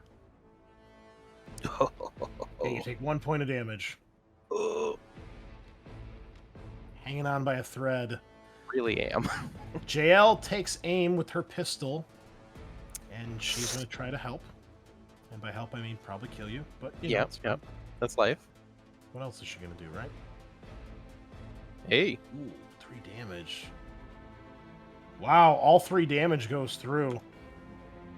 Unfortunately, Yeah. 13 acid damage coming your way. Only one. Oh, thank God! I have one hit. I have one hit point left. Okay, your armor's down to 3 points, but you live. You're the boy who lived. Dante, what's it gonna be? This other guy's still up. I guess I'll Yeah, use he's looking wounded, but he's still going. my fast action to swap back to the pistol, and then shoot the Okay. alien. Go for it. This one. Oh God, damn! What? Cool. 6 successes. Holy cow. The service pistol. All armor, or I'm sorry, all damage? Well, I mean, if he's on the catwalk, could I like knock him away from Sure. Yeah. Mason? Yeah, I'll That allow it. If possible, that would be, I think, great. Okay, so that'll be 5 damage. That was a pretty successful barrage of bullets. Yep. It Yeah. blocks 2, so it takes 3, which is actually enough to kill it. So you gun this thing down, Dante, and as it staggers back, it falls over the railing into the depths below. Unfortunately, there is still a big splash of another 13 damage coming your way. 2 more, Mason. All right, come on, 66% here, boys. No, Oh, no. I am- All right. at 0. Okay, well, the alien is dead, and we need to, I believe, roll for a critical injury here. And then I believe you have to make death saving throws because you are burning and melting. Pretty sure that's how God. it goes. So let's get the old crit chart out here. Oh boy, where is it? If only I'd gotten 1 success, I could use my story point. Nothing. Okay. Would you like to roll your critical injury? Sure. Table. Just a regular roll. Yes. Busted kneecap. Oh. Okay, Yeah, well I it's know not that one. it's not fatal. You can't run, only crawl though. That's not great. Super bad. You crash to the ground, screaming in pain as the acid eats through your kneecap. Oh. That's a tough one to swallow, buddy. Now, let's see how this old acid thing works here. I think you take death saving throws now. The victim is broken by the acid splash or suffers further acid damage when broken. They must make a death roll every round until they either die or are saved by a medical roll. And a death roll... A death roll is a roll for stamina, but you cannot push and do not roll any stress dice. And when does this happen? That's the main thing here. So you shot this thing. Who just shot it? It was Zmijewski, right? Initiative 5? Dante with his Oh, I'm sorry, like Dante at 6 Initiative 1. successes. Every round. Okay, so it's probably at the start of every round, so you are... I guess we'd go around until your next turn, then. Or is it on your turn? Let's see. Oh, no, it's on your turn. Okay. So, unfortunately, Mason, you are next. Yep. I need you to make a straight stamina roll. Just need 1 success. So you just roll it and ignore the stress, if you want. Okay. Okay, you pass. You are good. Gee. Alien is dead. Okay, so we're out of combat at this point, so Mason could really use some medical help here. It will take 1 medical aid roll to get rid of the acid that's still burning on him.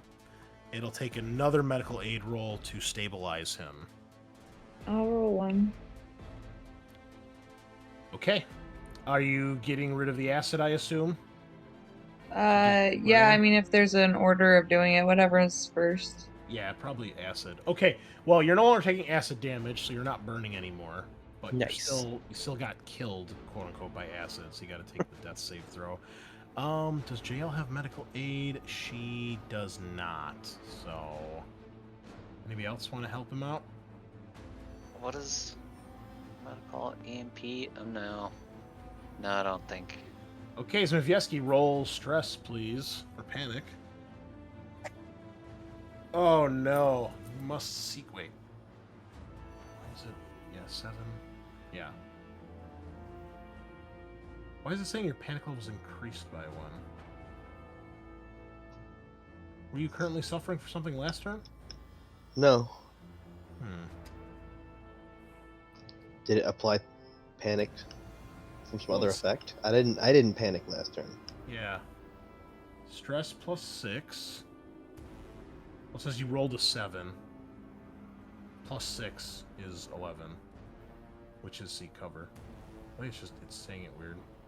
That math isn't right either. 6 and 7's 13. Oh. Yeah. What? The panic seems to be kind of like messing up this last session. Yeah, I think it. Your roll was 6, or your total was 6, and it's bumped you up to 7 because it thinks you were at panic level 6 before. Is he maybe cover what it looks 11, or? Yeah, seek cover's 11. Oh, never mind. So I thought you were freezing for some reason. Okay, well, let's just do this. I can't tell. All right, try it again, Zmijewski. Do another panic roll. Well, I guess it was meant to be. You seek cover. Okay. So you fail at your test. Your stress goes down by 1, but everybody else's stress goes up by 1. And then, I mean, Jail try to fix you because if she fails, she won't panic or anything. But she's not great at it. No.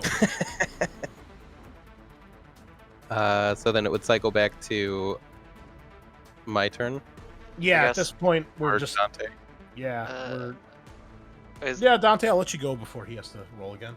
I mean, if I fail, is that besides panicking? Then he does just that has to things make a work? no. He just has to make a test to not die. Not Okay, burn into a puddle of goo. I'll give it a shot, I guess. Oh no, another panic. This is how it ends. Keeping it cool. Dante somehow saving Mason before he has to roll for dying. However, you have your injury. Did you put your injury on your card? How do I do that? I believe you can just drag it. Wait, didn't we figure this out last time? I think if you roll it by hitting the little heart in the critical injuries box, it adds it automatically. Ah, shit. I didn't do that. Okay, that's fine. Let me just... there's got to be somewhere. All right, well, you stabilize Mason from dying, and you have the reactor back online. However, we are at the end of our time for tonight, so we will call it at that. Finally, have had some casualties. some from aliens, some from other sources, and we will definitely finish this up in our next session. So thank you, listeners, for joining us once again. Be sure to check us out on our Facebook page, Spreaker, YouTube, all that good stuff.